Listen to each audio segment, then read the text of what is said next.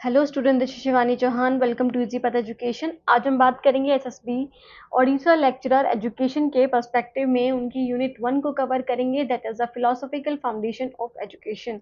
सो basically जो भी education की तैयारी कर रहे हैं उड़ीसा में लेक्चरर बनने के लिए, तो उनका जो एजुकेशन का सिलेबस है उसमें 5 यूनिट्स हैं टोटल। तो आज हम उसकी फर्स्ट यूनिट को कवर करेंगे completely with very detailed description. Okay, तो जो भी बच्चे तैयारी कर रहे हैं वो जुड़ सकते हैं इस सीरीज से। आपको डे वाइज जो 5 सीरीज हैं वो डे वाइज मिल जाएंगी। तो 5 दिन में 5 सीरीज आपकी कंप्लीट हो जाएगी। उसके बाद हम क्वेश्चंस करेंगे। ओके, आपके पीवाईक्यूज भी साथ के साथ मॉक टेस्ट भी करेंगे, जैसा कि हम जेकेपीएससी जो बच्चे ओडिशा की तैयारी करें वो जेकेपीएससी वाले सीरीज में भी जुड़ सकते हैं। ओके, तो आप उसे भी अटेम्प्ट करिएगा, इससे आपको हेल्प मिलेगी। स्टार्ट करते हैं फर्स्ट यूनिट से, that is the philosophical foundation of education. और अगर साथ के साथ अगर आपको नोट्स चाहिए ऑफ दीज यूनिट्स, है ना, जब हम सिलेबस कवर कर लेंगे तो सारी यूनिट्स जो आपकी कंप्लीट होंगी, आपको नोट्स चाहिए तो आप मेरे व्हाट्सएप नंबर पे मुझे मैसेज कर सकते हो, दैट इज 8307242545। ओके, तो ये मेरा जो व्हाट्सएप नंबर है, आप इस पर मैसेज करिएगा। कुछ फीस होगी वो भी मिनिमम सी, जो कि जिसमें आपका पूरा सिलेबस कवर होगा। ओके, तो जो भी बच्चे जिसको नोट्स चाहिए अच्छे से पढ़ने के लिए बिल्कुल सिंपल फॉर्म में, तो आप मुझे मैसेज कर सकते हैं। बाकी हम स्टार्ट करते हैं। ये जेकेपीएससी, यूजीसी नेट या फिर जो भी अदर सेट एग्जाम्स हैं उनके लिए काफ़ी इंपॉर्टेंट सीरीज है। स्टार्ट करते हैं। पहले देखेंगे कि क्या क्या सिलेबस है, इसमें क्या क्या यूनिट में क्या क्या टॉपिक्स है।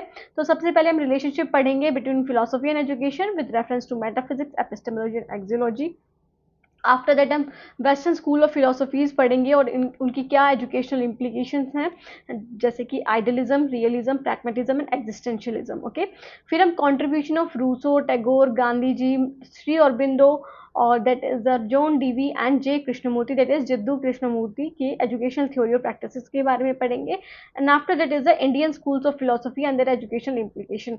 आप मेरी इस सीरीज से जुड़ेंगे तो आई डेफिनेटली श्योर कि आप अगर इस सीरीज को बिल्कुल बहुत ध्यान से देखेंगे और फिर उसके बाद अपने क्वेश्चंस भी लगाएंगे साथ के साथ, है ना, तो आप डेफिनेटली अपना एग्जाम क्लियर कर पाएंगे। ओके, सो स्टार्ट करते हैं। सबसे पहले बात करेंगे relationship between philosophy and education with reference to metaphysics, epistemology and axiology. So student बढ़ते हैं आगे। सो सबसे पहले बात करेंगे मेटाफिजिक्स एंड एजुकेशन के बारे में। ओके, तो मतलब मेटाफिजिक्स का मतलब क्या होता है? Deals with the question of reality. आप देखोगे जब फिलोसफी की बात करते हैं हम, तो फिलोसफी में 3 ब्रांचेस आती हैं। ओके, 3 ब्रांचेस ऑफ फिलोसफी की हम ध्यान से देखते हैं। First is the epistemology. Okay, epistemology. Second is the metaphysics. Okay, the third one is the axiology. फिर एक्सियोलॉजी के डिफरेंट पार्ट्स होते हैं, वो अभी ज़रूरी नहीं है, आपको बस पढ़ना है कि फिलोसफी से क्या लिंक, मतलब एजुकेशन से क्या लिंक है इनका। ओके, स्टार्ट करते हैं। जो मेटाफिजिक्स है वो डील करती है रियलिटी से, एग्जिस्टेंस से और नेचर ऑफ द यूनिवर्स से। मतलब कि क्या जब आप ये क्वेश्चंस ढूंढने लगते हो, इन सब चीज़ों के ऊपर आपका माइंड मन करता है कि मुझे इन सब चीज़ों के बारे में खोज करनी है, देखना है, या फिर जो पहले से थ्योरीज बनी हुई हैं उन सब चीज़ों को आप देखते हो, फिर उसके बाद नई थ्योरी के लिए आप सर्च करते हो। तो जब आप ये क्वेश्चंस अपने मन के अंदर या फिर इस पे कुछ रिसर्च करने की सोचते हो, जैसे कि रियलिटी क्या है, एग्जिस्टेंस क्या है, मतलब are we exist, does the human exist, है ना, नेचर क्या है यूनिवर्स का। तो जब आप यूनिवर्स की रियलिटी और एग्जिस्टेंस की बात करते हो तो आप मेटाफिजिक्स से डील करते हो। So in education metaphysics help answer. तो अगर हम एजुकेशन की बात करें कि एजुकेशन में हम मेटाफिजिक्स को कैसे यूज कर सकते हैं, तो what is the nature of the learner, कि जिन लोगों को हम पढ़ा रहे हैं उनका क्या नेचर है। मतलब मैं जैसे आपको पढ़ा रही हूँ तो मुझे पता है कि आप सबका नेचर ये है कि आपने अपना जो भी क्वालिफिकेशन, आपकी एलिजिबिलिटी क्राइटेरिया वो अपने पास किया हुआ है और आप सब पढ़ने के लिए बिल्कुल इच्छुक है क्योंकि आपको जॉब लेनी है। ओके, तो आपका नेचर क्या है, लर्नर का क्या नेचर है, what is the purpose of the life, कि हम इस लाइफ में हमें ये जीवन मिला है, इसका क्या पर्पस है, क्या उद्देश्य है, और what kind of reality should education prepare student for. Okay, और आप किस चीज को रियलिटी मानते हो, क्या आप भगवान को सच मानते हो, क्या आपके सामने जो चीजें हैं सिर्फ उनको ही सच मानते हो, है ना, या फिर जिस चीज को आप अपनी आंखों से देख लोगे बस वही सच है आपके लिए, या फिर जिस चीज को आपने प्रूव कर दिया बस वही सच है आपके लिए। तो क्या आपके लिए रियलिटी है ना, वो एजुकेशन प्रिपेयर करती है स्टूडेंट को उस चीज़ का आंसर करने में। Okay, so influence on education देखें कि क्या प्रभाव है मेटाफिजिक्स का एजुकेशन में। तो अगर जो बच्चे जो मतलब जिस करिकुलम में मेटाफिजिक्स पे ज़्यादा जोर दिया जाता है, तो वहाँ पे एम्स ऑफ एजुकेशन कैसे होंगे। Metaphysical belief decide whether education should prepare for material success, spiritual growth और होलिस्टिक डेवलपमेंट। तो जो मेटाफिजिकल बिलीफ है, आपकी जो सोच है या फिर मान्यता है, वो हमें ये डिसाइड करता है, वो हमें इसमें हेल्प करता है कि आपकी जो एजुकेशन है, हमारी जो एजुकेशन है, वो हमें किस चीज़ के लिए तैयार करिए। क्या वो पैसा कमाने के लिए, अच्छी जॉब देने के लिए, या फिर हमारा जो बौद्धिक विकास हो, या फिर हमें हमारे अंदर रिलीजियस एस्पेक्ट्स ज़्यादा डेवलप हो, या फिर बोल सकते हो आप होलिस्टिक डेवलपमेंट, मतलब आपका सर्वांगीण विकास के लिए। आप फिजिकली भी फिट हो, मेंटली भी फिट हो, स्पिरिचुअली भी, इमोशनली भी, मोरली भी, तो हर तरह से आपको डेवलप करने में हेल्प कर रही है। तो कैसी आपकी एजुकेशन है ना, मतलब कैसा आपको बनाने जा रही है आपकी एजुकेशन, इस चीज़ से डील करते हैं। अगर हम एम्स ऑफ एजुकेशन की बात करें, जैसे आइडियलिज्म की बात करें, तो it focuses on self realisation and values. तो आइडियलिज्म जो आप बोल सकते हो फिलॉसफी है ना, व्यू पॉइंट ऑफ व्यूज हैं। सो बेसिकली इसमें क्या होगा, आपका aim of education self realisation. Okay, आपको खुद के बारे में ज्ञान होगा, आप मतलब संसार के जो भी मोह माया वाली चीज़ें उनसे हट करके आप अपने एक दुनिया, अलग दुनिया होगी जो स्पिरिचुअल तरीके से होगी, और वैल्यूज मतलब मूल्य पर आप ज़्यादा आधारित होंगे, है ना, जो मूल्य हैं संसार के, उन सब चीज़ों पे। सो नेचुरलिज्म की बात करें तो ये फोकस करेगा फिजिकल वर्ल्ड और साइंटिफिक डेवलपमेंट पे। जैसे आपके जो एम्स है, या फिर आपकी जो एम्स ऑफ एजुकेशन है, उसमें बेसिकली क्या इंक्लूड होगा, साइंस इंक्लूड होगी, मैथमेटिक्स इंक्लूड होगा, है ना। तो जब आप फिजिकल वर्ल्ड पे जो चीज़ें आपको दिख रही हैं, जैसे माउंटेन्स दिख रहे हैं, रिवर्स दिख रही हैं, है ना, सो बेसिकली आप जब फिजिकल वर्ल्ड पे फोकस करोगे और साइंटिफिक डेवलपमेंट पे फोकस करोगे, मतलब आप नेचुरलिज्म को मान रहे हो एम्स ऑफ एजुकेशन में। करिकुलम की बात करें तो subject chosen depend on what is considered real. तो आपकी जो सब्जेक्ट्स होंगे वो भी इन फिलोसफीज के अकॉर्डिंग होंगे कि आप रियल किस चीज़ को मान रहे हो, उस पर आपकी पढ़ाई होगी, उससे रिलेटेड आपकी पढ़ाई होगी। तो अगर आप रियलिटी मान रहे हो कि स्पिरिचुअल है, आध्यात्मिक है रियलिटी आपकी, तो मतलब मोरल और स्पिरिचुअल एजुकेशन पे होगी, मतलब आपको भगवान के बारे में, आपके गुरु के बारे में, इन सब चीज़ों के बारे में बताया जाएगा।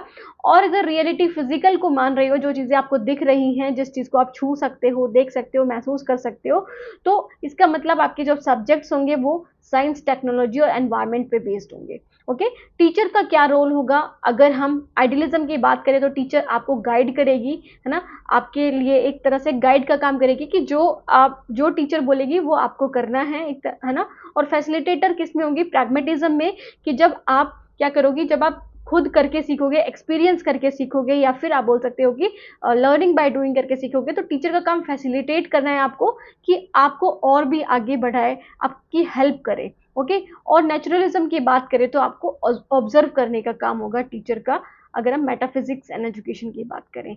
ठीक है, समझ में आया। यही चीज़ें आपको पढ़ने की ज़रूरत है, क्योंकि ऐसे ही आपके क्वेश्चंस पूछे जाते हैं। ओके, कि मेटाफिजिक्स किससे डील करता है। अगर मेटाफिजिकल आपका दैट इज फिलोसफी को आप एजुकेशन में यूज़ कर रहे हो, तो कैसे क्वेश्चंस होंगे, कैसा आपका करिकुलम होगा, कैसे क्या रोल होगा टीचर का। ओके, ये सो next is epistemology and education की बात करें, that is on knowledge and sharing. तो जो एपिस्टेमोलॉजी होती है वो डील करती है नॉलेज से, है ना, what kind of knowledge you are engaged in, या फिर what kind of knowledge you are learning. So epistemology deals with the nature, sources, limits and methods of knowledge, कि आपको जो ज्ञान की प्राप्ति हो रही है वो किस तरह से हो रही है। क्या आपने ऑब्जर्व करके देखा है, क्या आपने खुद ने दैट इज टच करके देखा है, उसे सेंसेस के थ्रू आपने अपनी नॉलेज ली है, तो किस मेथड के थ्रू ली है, या फिर क्या सोर्स है उसके, है ना, किस कहाँ से आपको वो नॉलेज प्राप्त हुई है, या फिर नेचर क्या है उस नॉलेज का। तो इस चीज़ से डील करता है एपिस्टेमोलॉजी। ओके, आपका ज्ञान कहाँ से आपको मिला है, उन सब चीज़ों पे। सो इन एजुकेशन की बात करें तो what is knowledge, how do student learn and how should knowledge be taught, कि नॉलेज कैसे आप पढ़ा सकते हो, मतलब कैसे बच्चों के अंदर अर्जित कर सकते हो ज्ञान, और नॉलेज क्या है बेसिकली, और कैसे जो स्टूडेंट हैं वो याद कर सकते हैं या फिर सीख सकते हैं। इस चीज़ पे फोकस करता है एपिस्टेमोलॉजी एजुकेशन में। सो इन्फ्लुएंस ऑन एजुकेशन के एपिस्टेमोलॉजी का, अकॉर्डिंग टू द एपिस्टेमोलॉजी, तो एम्स क्या जो इन्फ्लुएंस है, जो एम्स है वो क्या होंगे एजुकेशन के। If knowledge is seen as absolute truth, कि अगर हम नॉलेज, ज्ञान, जिस चीज़ को मानेंगे कि मतलब जो एब्सोल्यूट ट्रुथ है कि आपने जो चीज़ देख ली, वो देख ली मतलब वही सच है, या फिर आपने जो महसूस कर ली, आपने जो आपके जो आइडियाज़ आपके मन में आए वही सत्य है ना? तो वो आप पे डिपेंड करेगा कि आप आइडियलिज़्म को मानते हो या रियलिज़्म को मानते हो। AIIMS is transmitting fixed knowledge, okay? If knowledge is relative and evolving, अगर आप मानते हो कि नॉलेज जो है वो बदलती रहती है, आपका जो ज्ञान है आज कुछ और है, कल कुछ और हो सकता है, सत्य जो है, जो ट्रुथ है वो डायनामिक है, या फिर आपकी जो सोसाइटी है वो डायनामिक है, चेंज हो सकते हैं, सोशल चेंज हो सकते हैं। अगर आपकी नॉलेज, आपका ज्ञान ऐसा मानता है, तो वो प्रैग्मेटिज्म और कंस्ट्रक्टिविज्म को फॉलो करेंगे, है ना? आपके जो एम्स होंगे वो इससे रिलेटेड होंगे। AIIMS is developing problem solving and critical thinking. तो आपके जो एम्स होंगे वो कैसे होंगे? प्रॉब्लम सॉल्विंग होंगे कि आप किस सिचुएशन में कैसे अपने आप को बाहर निकाल सकते हो, उस प्रॉब्लम को कैसे सॉल्व कर सकते हो, और आपके अंदर आलोचनात्मक चिंतन कैसा होगा उस चीज पे। नेक्स्ट इज करिकुलम की बात करें तो रियलिस्टिक के अकॉर्डिंग जो करिकुलम होगा वो साइंस और फैक्ट्स पे फोकस करेगा, है ना? जो फैक्चुअल नॉलेज होगी, जो रियल नॉलेज होगी। और आइडियलिस्ट की बात करें तो ये क्लासिक लिटरेचर और मोरल एजुकेशन पे ज़्यादा डिपेंड होगा कि आप जो ज्ञान लोगे वो कहाँ से लोगे, क्लासिक्स पे, आपकी जो साहित्य हैं उन पर, या फिर मोरल एजुकेशन है उन पे। प्रैग्मेटिज्म की बात करें, प्रैग्मेटिस्ट की बात करें तो वो एक्सपीरियंशियल लर्निंग की, जो आप एक्सपीरियंस करके सीखोगे, रियल लाइफ से सीखोगे, उस चीज़ को नॉलेज मानेंगे, और प्रोजेक्ट्स और एक्टिविटीज़ के थ्रू सीखोगे ना, एक्सपेरिमेंट्स के थ्रू सीखोगे, तो वो प्रैग्मेटिस्ट मानेंगे। टीचिंग मेथड्स की बात करें तो epistemology shapes whether methods are lecture based, कि एपिस्टेमोलॉजी से आपकी मतलब क्या सोर्स है आपकी नॉलेज का, है ना? या किस तरह से आपको पढ़ाना है, नॉलेज कैसे आपको ज्ञान देना है, तो वो एपिस्टेमोलॉजी शेप करता है, मतलब उसको आकार देता है कि कौन सा मेथड आपका यूज होगा। तो epistemology shapes whether methods are lecture based, अगर नॉलेज आपकी फिक्स्ड है, कि आप जैसे कि जब आपको मुझे ये बताना है कि जो भारत देश है वो कब आज़ाद हुआ था, तो वो चीज़ कभी चेंज नहीं हो सकती, तो वो मैं किसके थ्रू बताऊँगी आपको? क्या मैं उसके लिए आपको पिक्चर दिखाऊँगी, या फिर कब आज़ाद हुआ था बस ये बताने के लिए पिक्चर दिखाऊँगी, या फिर आपको उस जगह पे लेके जाऊँगी, तो वो सारी चीज़ें अनफैक्चुअल हो जाएँगी ना। तो नॉलेज जहाँ पे फिक्स्ड है तो वहाँ पर आप लेक्चर बेस्ड मेथड आप यूज़ करते हो, है ना? जब मुझे आपको फैक्चुअल नॉलेज देनी है जो चेंज नहीं होती है, तो वो मैं लेक्चर बेस के थ्रू दूँगी। और अगर डायलॉग एंड डिस्कशन की बात करें तो हम तब कर सकते हैं जब नॉलेज इंटरैक्टिव हो, कि मुझे तुम्हारे पॉइंट ऑफ व्यू भी चाहिए और मेरे पॉइंट ऑफ व्यू भी तुम सुनो, तो वो सब क्या है, वो डायलॉग और डिस्कशन में आ जाएंगी। प्रॉब्लम सॉल्विंग की बात करें तो वो नॉलेज, जब हम नॉलेज का निर्माण करते हैं, जब कोई हम ज्ञान को विकसित करते हैं या फिर डेवलप करते हैं, कंस्ट्रक्ट करते हैं, तो जब हम क्या करते हैं, प्रॉब्लम सॉल्विंग, है ना? कि जब आपको बच्चों से पूछना है कि कैसे आप कोई प्रॉब्लम को सॉल्व कर सकते हो, अपनी day to day life activities में जो प्रॉब्लम्स हैं उनको कैसे सॉल्व कर सकते हो, तो उसके लिए आप ज्ञान को उनके अंदर अर्जित या फिर उनका निर्माण करोगे कि कैसे वो रियल में उस चीज को सॉल्व कर पाएंगे। ओके, सो असेसमेंट की बात करें तो based on whether knowledge is seen as recall exams और एप्लीकेशन, तो ये देखा जाता है कि जो आपकी नॉलेज है, जो आपका असेसमेंट है वो किस तरह से हो रहा है, तो वो आपकी नॉलेज पे डिपेंड होता है कि या तो आपके रिकॉल कराने वाले, जिसमें आपको जब रट्टाबाजी करा के बस वो लिखा जाए, वो 20 नंबर का क्वेश्चन आता है उसको उसमें आपको लिखना होता है, वो है, या फिर एप्लीकेशन बेस्ड है जहाँ पर आपको अप्लाई करके देखना है, आप खुद आपको एक्सपेरिमेंट करके देखना है, मतलब प्रोजेक्ट या इंक्वायरी है। ओके, तो ये एपिस्टेमोलॉजी एंड एजुकेशन में रिलेशनशिप है। नेक्स्ट हम आते हैं एक्सियोलॉजी एंड एजुकेशन। तो एक्सियोलॉजी एंड एजुकेशन की बात करें, जो कि डील करता है वैल्यूज एंड एथिक्स पे, है ना? कि क्या आपके मूल्य हैं, क्या आपके मोरल ड्यूटीज, मोरल प्रिंसिपल्स हैं आपके, तो उन सब चीज़ों पे क्या चीज़ आपके लिए सही है, what is wrong, what is right, ऐसे डील करता है एथिक्स। तो उन चीज़ों पे जब आपकी जो दैट इज क्वेश्चंस आपके माइंड में आएंगे, तो वो एक्सियोलॉजी डील करता है उससे। ओके, तो axiology deals with values, ethic and aesthetics, जो ब्यूटी होती है उससे भी, question of what is good and beautiful. तो यहाँ पर आपके मन में क्वेश्चन आता है कि क्या चीज़ अच्छी है या फिर क्या चीज़ सुंदर है आपके लिए। तो in education it answer what values should school cultivate, कि क्या वैल्यूज बच्चों के अंदर प्रमोट होनी चाहिए, स्कूल को क्या वैल्यूज, किस तरह की वैल्यूज बच्चों के अंदर प्रमोट करनी चाहिए या फिर कल्टीवेट करनी चाहिए। What kind of person should student became, कि किस तरह के इंसान बच्चों को हमें बनाना है, क्या हमें किसी गैंगस्टर की तरह बनाना है या फिर हमें that is APJ Abdul Kalam की तरह बनाना है ना। तो वो सब चीज़ें जो है वो एक्जियोलॉजी पे डिपेंड होती है कि आपने क्या वैल्यूज़, क्या मोरल ड्यूटीज सिखाई है, क्या एथिक्स सिखाए हैं उन्हें। सो इन्फ्लुएंस ऑन एजुकेशन की बात करें तो एम्स ऑफ एजुकेशन क्या होंगे? Development of moral character, social responsibility, appreciation of beauty and cultivation of democratic ethical values. तो एम्स कैसे होंगे अकॉर्डिंग टू दिस, कि आप मोरल कैरेक्टर का डेवलपमेंट करोगे उनके अंदर, कि आप उनको एक अच्छा इंसान बनाओगे। आप बोलोगे कि आपको पंक्चुअल रहना है, रिस्पेक्ट करनी है, टाइम से आना है ना, कभी गुस्सा नहीं करना है पेरेंट्स पर। तो वो सारी चीज़ें आप जब उनके अंदर डेवलप करोगे, सोशल रिस्पॉन्सिबिलिटी की, सोसाइटी के प्रति उनकी क्या रिस्पॉन्सिबिलिटी है, कि कचरा नहीं फेंकना है, कूड़ा नहीं फेंकना है ना। और दैट इज़ आप बोल सकते हो कि पानी को साफ रखना है, दैट इज़ आपके घर में जो इलेक्ट्रिसिटी है उसका भी ध्यान रखना है, जब आप स्कूल में आते हो तो भी। तो ये जो सारी चीज़ें सोसाइटी के लिए आप क्या कर सकते हो, जो गरीब लोग हैं उनके लिए क्या कर सकते हो, एनजीओज में क्या कर सकते हो, तो वो सारी चीज़ें। और एप्रिसिएशन ऑफ ब्यूटी, कि आप जो भी सौंदर्य चीज़ें हैं उनको एप्रिशिएट करो, है ना, और कल्टीवेट करो अपने अंदर उजागर करो क्या? डेमोक्रेटिक और एथिकल वैल्यूज़ को, जैसे कि राइट्स क्या हैं आपके, जस्टिस कैसे ले सकते हो, लिबर्टी क्या है, उन सब चीज़ों के बारे में भी आपको पता होना चाहिए।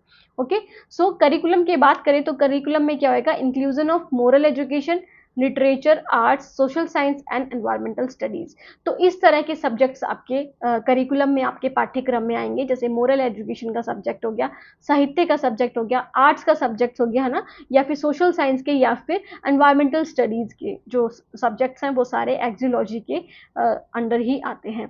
टीचिंग मेथड्स की बात करें तो वैल्यू बेस्ड टीचिंग है, रोल मॉडल्स, डिस्कशन को वैल्यू बेस्ड टीचिंग होनी चाहिए। तो उसमें जो टीचर है वो रोल मॉडल की तरह काम करता है, डिस्कशन करता है बच्चों के साथ, है ना, को करिकुलर एक्टिविटीज यूज कर सकता है, और कम्युनिटी सर्विसेज भी दे सकता है, ताकि ताकि बच्चों के अंदर आप सोशल रिस्पॉन्सिबिलिटी की भावना जगा सको। Okay, so next is discipline की बात करें तो guided not bye fear but by respect, कि आपको उनके अंदर डर नहीं पैदा करना है, बल्कि आपको उनके अंदर ऐसा डिसिप्लिन लाना है कि वो आपकी रिस्पेक्ट करें।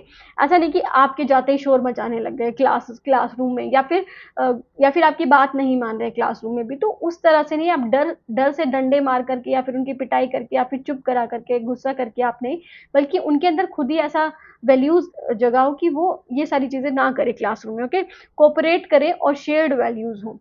ओके, तो ये सारी चीज़ें आएंगी एक्सोलॉजी के अंदर। समझ में आया रिलेशनशिप क्या है फिलॉसफी एंड एजुकेशन में, है ना। तो हमने फिलॉसफी कौन कौन सी पढ़ी? हमने पढ़ी एपिस्टेमोलॉजी, मेटाफिजिक्स और एक्सियोलॉजी, है ना। तीन तरह की हमने फिलॉसफीज, ब्रांचेस ऑफ फिलॉसफी पढ़ी, और उसका एजुकेशन से कैसे लिंक है, क्या रिलेशनशिप है उनका एजुकेशन से। ओके, इनके बारे में हमने पढ़ा। तो कोई भी डाउट है तो आप कमेंट सेक्शन में लिख सकते हैं। नेक्स्ट टॉपिक पे आ जाते हैं हम, western schools of philosophy and there educational implication, that is idealism, realism, pragmatism and existentialism.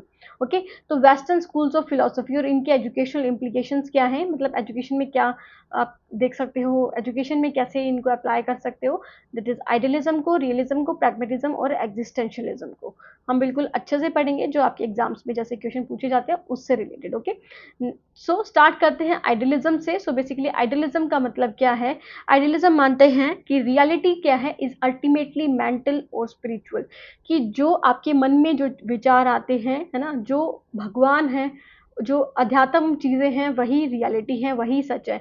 Ideas are more real than material thing. तो जो प्लेटो है और हीगल, इनका मानना है कि जो आइडियाज हैं वो ज़्यादा रियल हैं एज कम्पेयर टू जो चीज़ें आप देख रहे हो, है ना। जो चीज़ें आप देख रहे हो वो क्या पता रियल ना हो, बट आपके मन में जो उसके विचार बन रहे हैं उस चीज़ के लिए वो रियल है, इस चीज़ को मानते हैं। Education cultivates the mind and moral character. तो आइडियलिज्म की बात करें तो इसमें जो आपकी एजुकेशन दी जाएगी वो बच्चों के माइंड को सुधारेंगे, उनके माइंड में वो स्पिरिचुअल एस्पेक्ट्स लेकर के आएंगे और मोरल कैरेक्टर डेवलप करेंगे। Okay, idealism.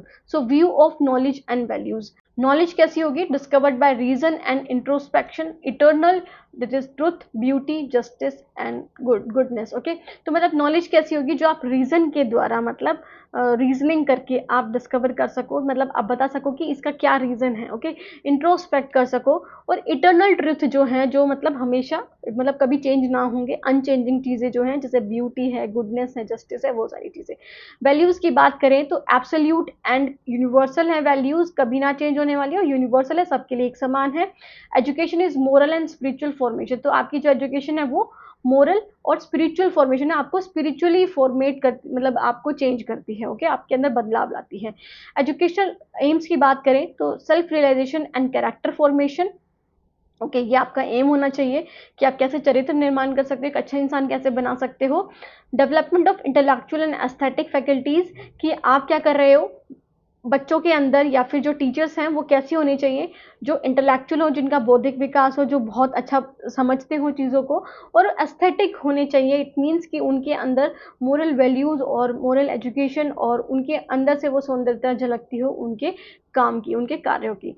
Harmony of the individual with higher ideals, है ना, कि आप सब लोगों के साथ मिल करके रहो, हायर आइडल्स है, sorry, higher ideals, okay. So the next is the curriculum की बात करें तो ह्यूमैनिटीज़, क्लासिक और लिटरेचर, फिलोसफी, आर्ट्स और मोरल रिलीजियस एजुकेशन ऐसे सब्जेक्ट्स होने चाहिए। और ये great books, emphasis on great books and perennial questions पे क्या करते हैं, ये एम्फोसाइज करते हैं कि जो महान जो लोगों ने कही है ना, उन चीज़ों पर, कि ये आपके रोल मॉडल हो सकते हैं, जैसे महाभारत या फिर इट इज़ रामायण, इन सब चीज़ों पे ज़्यादा बिलीव करते हैं, okay. So methods of teaching क्या होंगे, Socratic dialogue, lecture, discussion and reflective writing, कि जहाँ पे आप क्वेश्चंस कर सको, प्रॉब्लम सॉल्विंग क्वेश्चंस आप यूज़ करो, वो उनका बहुत कम चांस होता है वैसे तो। लेक्चर, डिस्कशन और रिफ्लेक्टिव राइटिंग आप कर सकते हो, okay. So next is emphasis on ideas, principles and conceptual clarity over hands on work, की हैंड्स ऑन वर्क पे या फिर लर्निंग बाय डूइंग पे फोकस ना करके ये फोकस करते हैं आपके आइडियाज़ पे, प्रिंसिपल्स पे, और जो कॉन्सेप्ट की क्लैरिटी कैसे आपको हो सकती है उन सब चीज़ों पे। जैसे मैं यहाँ पे आपको कॉन्सेप्ट की क्लैरिटी करा रही हूँ, तो मतलब आइडियलिज्म से रिलेटेड ये आप बोल सकते हो, okay. Teacher student relationship and discipline, तो teacher as moral and intellectual idol, तो टीचर को यहाँ पे मोरल और इंटेलेक्चुअल आइडल माना है कि टीचर जैसा करेगा वैसा ही बच्चे सीखेंगे, है ना, मतलब टीचर के ऊपर अथॉरिटी है कि वो बच्चों को कैसा सिखाएगी, तो उसको पहले सही होना पड़ेगा, वो मेंटर का काम और अथॉरिटी होगी वो बच्चों के लिए। Self discipline school climate dignified and orderly, कि जो स्कूल का जो क्लाइमेट है वो भी ऐसा होना चाहिए जो बच्चों के अंदर सही मॉरल वैल्यूज लेकर के आए, है ना, और डिसिप्लिन बच्चों को सिखाए, सेल्फ डिसिप्लिन सिखाए, और ऑर्डरली मैनर से सारे काम करें, ओके। नेक्स्ट इज असेसमेंट की बात करें तो कैसे होगा असेसमेंट, बच्चों का मूल्यांकन कैसे होगा, एसेज के थ्रू, ओरल एग्जाम्स के, exposition that reveal depth of understanding and moral reasoning, okay, कि वो मोरल जो मूल्य तर्क विचार कैसे कर सकते हैं, okay. Next is strength and limits की बात करें तो स्ट्रेंथ क्या है, strong focus on values, critical reflection और कल्चरल लिटरेसी, तो ये ज़्यादातर वैल्यूज पे ज़्यादा फोकस करते हैं, आइडियाज पे, स्पिरिचुअल चीज़ों पे ज़्यादा फोकस करते हैं। लिमिटेशंस की बात करें तो एलिटिस्ट और एब्स्ट्रैक्ट हो सकते हैं, okay, may under play science and vocational skills and diverse perspective, तो यहाँ पर जो साइंस है उसका रोल ज़्यादा नहीं देखने को मिलता है, ना ही वोकेशनल स्किल्स का, जिससे आपको अच्छी जॉब मिल सके, जिससे आपको कोई स्किल सिखाई जाए, और डाइवर्स पर्सपेक्टिव को भी नहीं ध्यान में लिया जाता है, बस वो चीज़ें जो आपके मन में है, जो स्पिरिचुअल है, जो मोरल वैल्यूज़ है, उन सब चीज़ों को ही ध्यान में लिया जाता है। कंटेम्प्रेरी मतलब आज के टाइम में इसका क्या यूज़ है, एथिक्स अक्रॉस करिकुलम, तो आप देखते हो जब आपने रिसर्च अपना सब्जेक्ट पढ़ा है, या फिर एमएड में आपने देखा होगा, या फिर रिसर्च अगर आप पीएचडी कर रहे हो तो वहाँ पे भी एथिक्स सब्जेक्ट है। सो एथिक्स को यूज करो करिकुलम में, literature circles, philosophy for children and reflective journals, है ना, जिसमें बच्चे खुद का अध्ययन करें, खुद को असेसमेंट करें, खुद का असेसमेंट करें, खुद को देखें कि वो कितना उनके अंदर स्ट्रेंथ है, क्या वीकनेस है, उन सब चीज़ों पे वो कार्य कर सके। और स्कूल असेंबलीज ऑन वैल्यू, जैसे स्कूल असेंबलीज करी जाती हैं, है ना, ताकि आपके अंदर वो सब लोग साथ मिल करके भगवान की प्रार्थना कर रहे हो, तो वो सारी वैल्यूज आपके अंदर डेवलप रहें। तो ये आजकल के टाइम में इसका कॉन्टेम्प्रेरी यूज है, आप आइडियलिज्म को ऐसे यूज करते हो, ओके।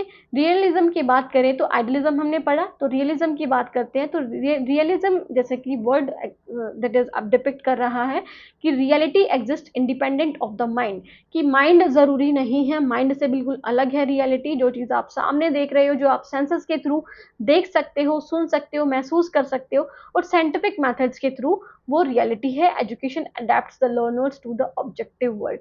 तो इसमें एजुकेशन सिखाती है बच्चों को जो ऑब्जेक्टिव वर्ल्ड है ना, जो आपको दिख रहा है उन सब चीज़ों से, उन सब चीज़ों के प्रति कैसे आप अनुकूल हो सकते हो, उन सब चीज़ों के लिए आपको पाठ पाठ सिखाती है, या फिर जो नॉलेज है वो सिखाती है।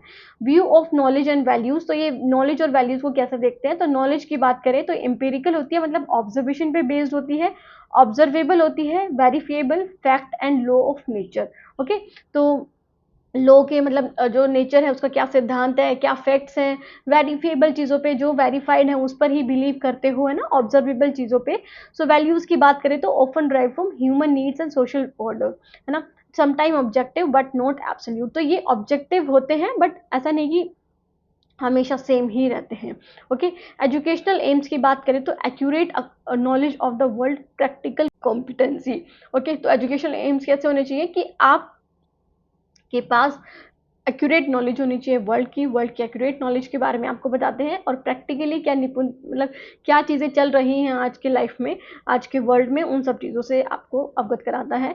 फिजिकल, सेंसरी और इंटेलेक्चुअल ट्रेनिंग प्रोवाइड करते हैं। साथ ही साथ करिकुलम की बात करें तो साइंस, मैथमेटिक्स, ज्योग्राफी, टेक्नोलॉजी और फिजिकल एजुकेशन पे के सब्जेक्ट्स पर जोर दिया जाता है। ठीक है, object lessons, field work, laboratory work, career and vocational studies कराई जाती हैं, जिससे आपको स्किल्स की नॉलेज हो ताकि आप आगे जा कर के अर्निंग कर सको, है ना, अपनी अच्छी जॉब ले सको। ओके, इन चीज़ों पे ज़्यादा फोकस करा जाता है रियलिज्म में। सो मेथड ऑफ टीचिंग कैसे होंगे, डेमोन्स्ट्रेशन, कि आपको चीज़ें दिखा करके सिखाई जाएंगी, जैसे आपको पिक्चर दिखा दिया, फिर आपको कोई 3D चार्ट दिखा दिया, 3D आर्ट वर्क दिखा दिया। एक्सपेरिमेंट के थ्रू, ऑब्जर्वेशन और ड्रिल वेयर नीडेड, कि आपको प्रैक्टिस करके भी सिखाया जाएगा। ओके, सो इंडक्टिव रीजनिंग, मतलब from particular to general laws पे जाते हैं। आपको पहले पर्टिकुलर मतलब एक एक चीज़ दिखाई जाती है, फिर उसके पीछे का क्या जनरल लॉ है उसके बारे में आपको बताया जाता है। तो इस तरह की आपको टीचिंग कराई जाती है। Next is teacher student relationship and discipline. So teacher as subject expert, तो टीचर को यहाँ पे सब्जेक्ट एक्सपर्ट माना जाता है कि उसको पूरी नॉलेज है जो वो सब्जेक्ट पढ़ा रही है, और वो बच्चों के क्या लर्निंग एक्सपीरियंसेस होंगे उसको ऑर्गेनाइज करेगी, है ना, खुद देखेगी कि कैसे बच्चों को संभालना है, कैसे बच्चों को पढ़ाना है, उनके पास नॉलेज होनी चाहिए पूरी सब्जेक्ट की, तो वो सारी चीज़ें वो खुद देखती है। Clear rules, consequences tied to observable behaviour, तो क्लियर रूल्स होते हैं यहाँ पे, और जो कारण है वो जो परिणाम है वो निकल आएंगे, है ना, टू द ऑब्जर्वेबल बिहेवियर, वो आप देख सकते हो जो बच्चे कर रहे हैं उसको समझ करके, है ना, मतलब ऑब्जर्व करके आप देख सकते हो कि क्या चीज़ें हो रही हैं क्लासरूम में, क्या नहीं हो रही है। असेसमेंट की बात करें तो ऑब्जेक्टिव टेस्ट और लैब रिपोर्ट्स, प्रॉब्लम सेट्स और परफॉर्मेंस टास्क को यूज़ करा जाता है। स्ट्रेंथ और लिमिट की बात करें तो स्ट्रेंथ क्या है, साइंटिफिक लिटरेसी आती है आपके अंदर, आप ऐसे ही जो इम्प्रैक्टिकल चीज़ें हैं उस पे बिलीव नहीं करते हो, प्रैक्टिकलिटी पे, क्लैरिटी पे और मेजरेबल लर्निंग आपकी होती है। लिमिट्स की बात करें तो ये इमेजिनेशन को नेगलेक्ट करता है बिल्कुल ही, और वैल्यूज़ को, साथ के साथ पर्सनल मीनिंग को, है ना, कि आपके लिए किसी चीज़ का क्या मतलब है उस चीज़ पे फोकस नहीं करता, बस जो ऑब्जर्वेबल फैक्ट्स हैं जो प्रूव कर सकते हो उन सब चीज़ों पे ही बेस्ड है ये। कंटेम्प्रेरी मतलब आज के टाइम में क्या यूज़ है, तो स्टेम लैब्स होती हैं, that is the science, technology, engineering and the mathematics, तो ये सारी लैब्स बनाई गई हैं, और simulations, data driven instruction, explicit instruction, safety and lab protocols क्या यूज़ करे जाते हैं, ताकि जो आज की रियलिटी है उसको उसको उसके लिए या फिर उसके साथ आप चल सको। ओके, नेक्स्ट आ जाते हैं हम, next that is the pragmatism. Okay, तो प्रैग्मेटिज्म क्या होता है स्टूडेंट, काफ़ी इंटरेस्टिंग और बहुत बार आपसे पूछा जाता है प्रैग्मेटिज्म से रिलेटेड क्वेश्चन। तो प्रैग्मेटिज्म बिलीव करता है, इसका जो आइडिया है वो क्या है, truth is what works in experience, knowledge is tentative and tested by consequences. Charles Peirce और दैट इज जेम्स और that is Dewey, John Dewey, है ना, इन लोग, ये जो लोग थे या फिलोसोफर थे, ये प्रैग्मेटिज्म थे, प्रैग्मेटिस्ट थे, जो ये प्रैग्मेटिज्म थ्योरी को मानते थे। तो इनके लिए जो ट्रुथ है वो क्या है, जिसको आपने एक्सपीरियंस करा हो, देखा हो सिर्फ नहीं, जिसको आपने एक्सपीरियंस करा हो। फॉर एग्जाम्पल, आप कहीं जाते हो, है ना? तो फिर आप कहीं ऑटो रिक्शा या फिर कैब या फिर जो भी कुछ लेते हो, तो वहाँ पर आपका एक्सपीरियंस कुछ और हो सकता है और किसी दूसरे बंदे का कुछ और हो सकता है। फॉर एग्ज़ाम्पल आपको कोई ऐसा ड्राइवर मिला जो बिल्कुल रूड था, है ना? तो आप क्या बोलोगे कि वहाँ पे तो मोस्टली सभी रूड होते हैं, तो वो रियलिटी से रिलेटेड है। बट जब आपने एक्सपीरियंस करा, है ना? जैसे पहले किसी ने करा, फिर आपने जो एक्सपीरियंस करा, तो आपने बहुत अच्छा एक्सपीरियंस करा। तो ट्रुथ जो है वो एक्सपीरियंस के साथ वर्क करता है कि जैसा आपने एक्सपीरियंस करा है उस पर आप बिलीव करो। Okay, so knowledge is tentative, knowledge tentative होती है, ऐसा नहीं कि आज आपके लिए सही है तो कल किसी और के लिए भी वो सही होगी, गलत भी हो सकती है और टेस्ट करी जा सकती है परिणामों के द्वारा। So education is growth through problem solving in real context. तो जब हम पढ़ते हैं कि जो रियलिटी है वो चेंजिंग है, कि आप उसे चेंज कर सकते हो, मैनीफोल्ड है, अलग अलग एस्पेक्ट है, तो वो जो बिलीफ है वो प्रैग्मेटिज्म का बिलीफ है। Okay, so view of knowledge and truth की बात करें तो नॉलेज कैसी होनी चाहिए? Constructed interaction with environment, revise through inquiry. तो आप क्या करते हो, जो आपकी नॉलेज है उसका निर्माण करा जाता है इंटरेक्शन, जैसे आप एनवायरमेंट में आओगे, वातावरण में आओगे या फिर क्लासरूम में आओगे, तो जब इंटरेक्ट करोगे तभी आपका नॉलेज का निर्माण हो सकता है, आप निर्माण करते हो। और इंक्वायरी के थ्रू रिवाइज कर सकते हो कि अगर आपको लगता है कि कोई चीज़ सच्चाई नहीं है तो आप उसके लिए प्रॉब्लम्स जो आपके क्वेश्चंस हैं वो पूछ सकते हो, डिस्कशन कर सकते हो, उसके थ्रू आप अपनी नॉलेज को प्राप्त कर सकते हो। वैल्यूज़ की बात करें तो सोशली नेगोशिएटेड होते हैं democracy as an educational values. तो डेमोक्रेसी को यहाँ पे एजुकेशनल वैल्यूज माना जाता है क्योंकि आपके साथ जस्टिस होना चाहिए, आपके राइट्स पर ध्यान रखा जाना चाहिए ना, तो वो सारी चीज़ों को इधर क्या माना है, आपकी एजुकेशनल वैल्यूज माना है। एजुकेशनल एम्स की बात करें तो learning how to learn, adaptability, collaboration and citizenship, इस पे फोकस करते हैं एजुकेशन के एम्स कि कैसे आपको एक अच्छा नागरिक बनाया जाए, कोलैबोरेट करके मतलब साथ मिलकर के कैसे आप पढ़ सकते हो, सीख सकते हो। Integration of school and life, तो स्कूल और आपकी लाइफ को, आपकी रियल लाइफ को इंटीग्रेट करके दोनों को मिला करके चलते हैं। और social efficiency with personal growth. Okay, so curriculum की बात करें तो इंटरडिसिप्लिनरी थीम्स होती हैं, यहाँ पर आपको डिफरेंट सब्जेक्ट्स की नॉलेज दी जाती है, डिफरेंट एस्पेक्ट्स की नॉलेज दी जाती है। जैसे मैथमेटिक्स के कुछ कंसेप्ट हैं या फिजिक्स के कुछ कंसेप्ट हैं जो मैथ्स में भी पढ़ाए जाते हैं, तो आपको ऐसे दैट इज इंटरडिसिप्लिनरी वे में आपको पढ़ाया जाता है। Social studies as a hub and local community problems आपको सिखाई जाती हैं, आपको बताई जाती है। Okay, so projects, service learning, maker spaces and internship जैसे जो कराई जाती हैं, जिसमें आप खुद एक्सपीरियंस करके सीखते हो। जैसे कि बीएड में आपको टीचिंग के लिए आपको इंटर्नशिप पीरियड भी मिलता है, तो वहाँ पर आप क्या करते हो, आपको जो चीज़ें पढ़ा दी आप वो अप्लाई करके देखना रियल लाइफ में। वो जो चाइल्ड सेंटर्ड एजुकेशन है कि बच्चों को मारना नहीं है, पीटना नहीं है, वो चीज़ें आप अप्लाई करके देखोगे तब आपको समझ में आएगा कि रियलिटी कितनी डिफरेंट है एज कम्पेयर टू दिस जो हम एक्सपीरियंस करते हैं उससे। Okay, so next is the methods of teaching की बात करें तो लर्निंग बाय डूइंग करके सिखाया जाता है, प्रोजेक्ट मेथड और problem solving, problem based learning और इंक्वायरी साइकिल को यूज करा जाता है। डायलॉग को, ग्रुप वर्क को और reflective evaluation of the result, कि आप खुद के विचारों के बारे में भी सोचते हो, है ना, उससे भी आप रिजल्ट को इवैल्यूएट करते हो।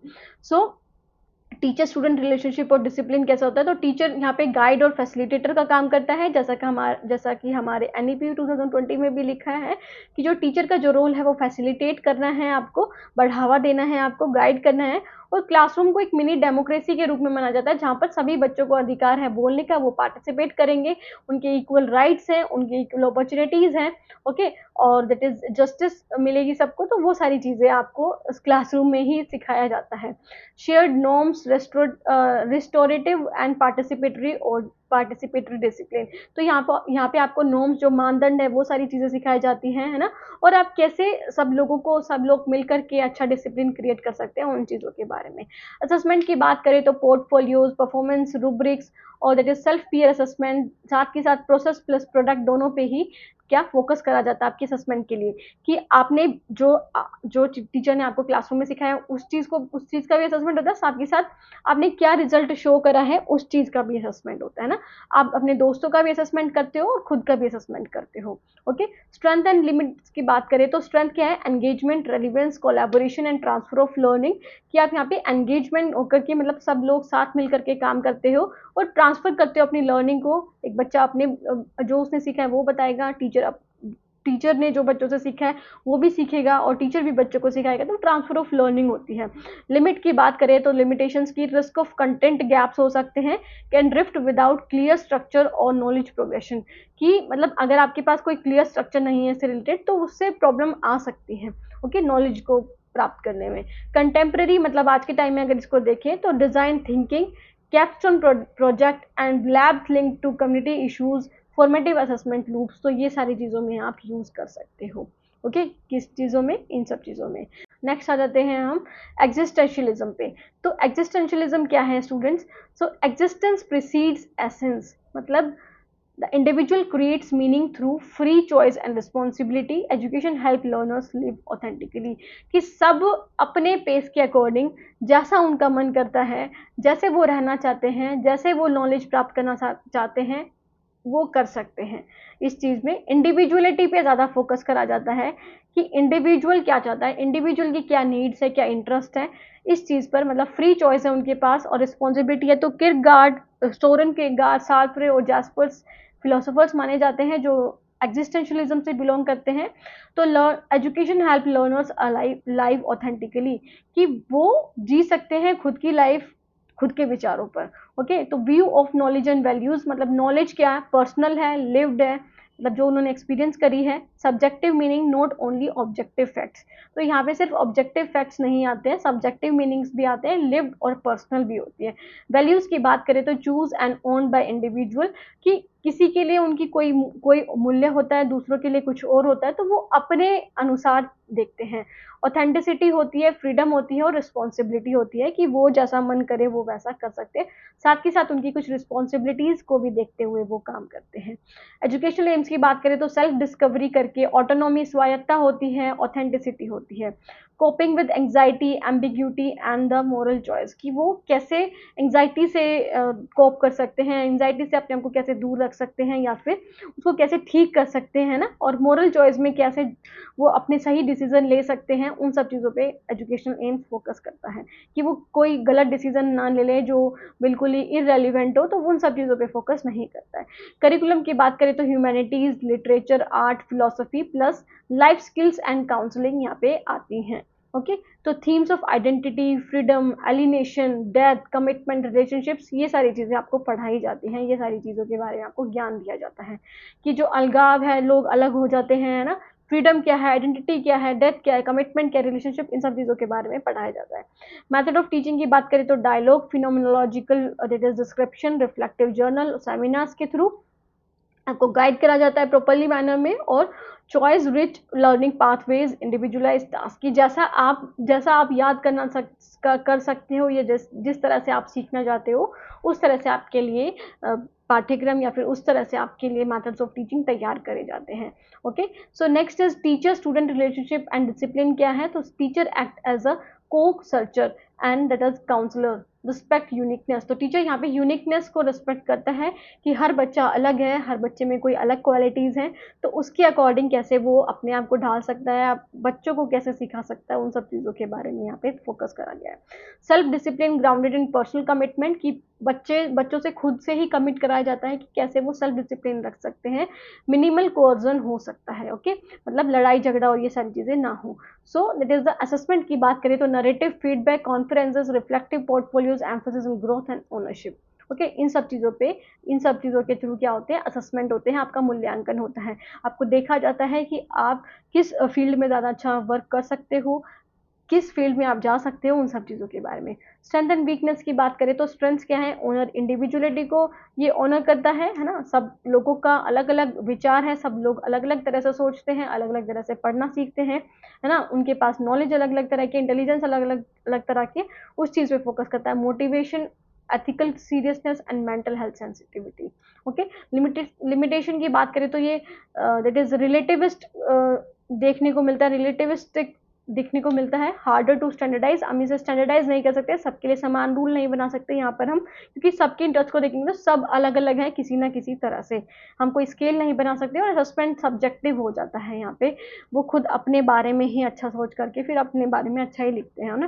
कंटेम्प्रेरी यूज़ के बारे में बात करें तो जैसे स्टूडेंट वॉइस और चॉइस के बारे में, या फिर इंडिविजुअलाइज एजुकेशन प्रोग्राम होते हैं, प्लान जो कि डिसेबल्ड बच्चों के लिए बनाया जाता है ना, कि वो अपनी क्षमता के अकॉर्डिंग पढ़ें। स्टाइल पर्सनलाइजेशन फॉर ऑल, और that is the advisory system, या फिर SCL इंटीग्रेटेड विद एथिक्स। तो ये सारी चीज़ें क्या हैं, ये सारी चीज़ें एग्जिस्टेंशलिज्म में आती हैं।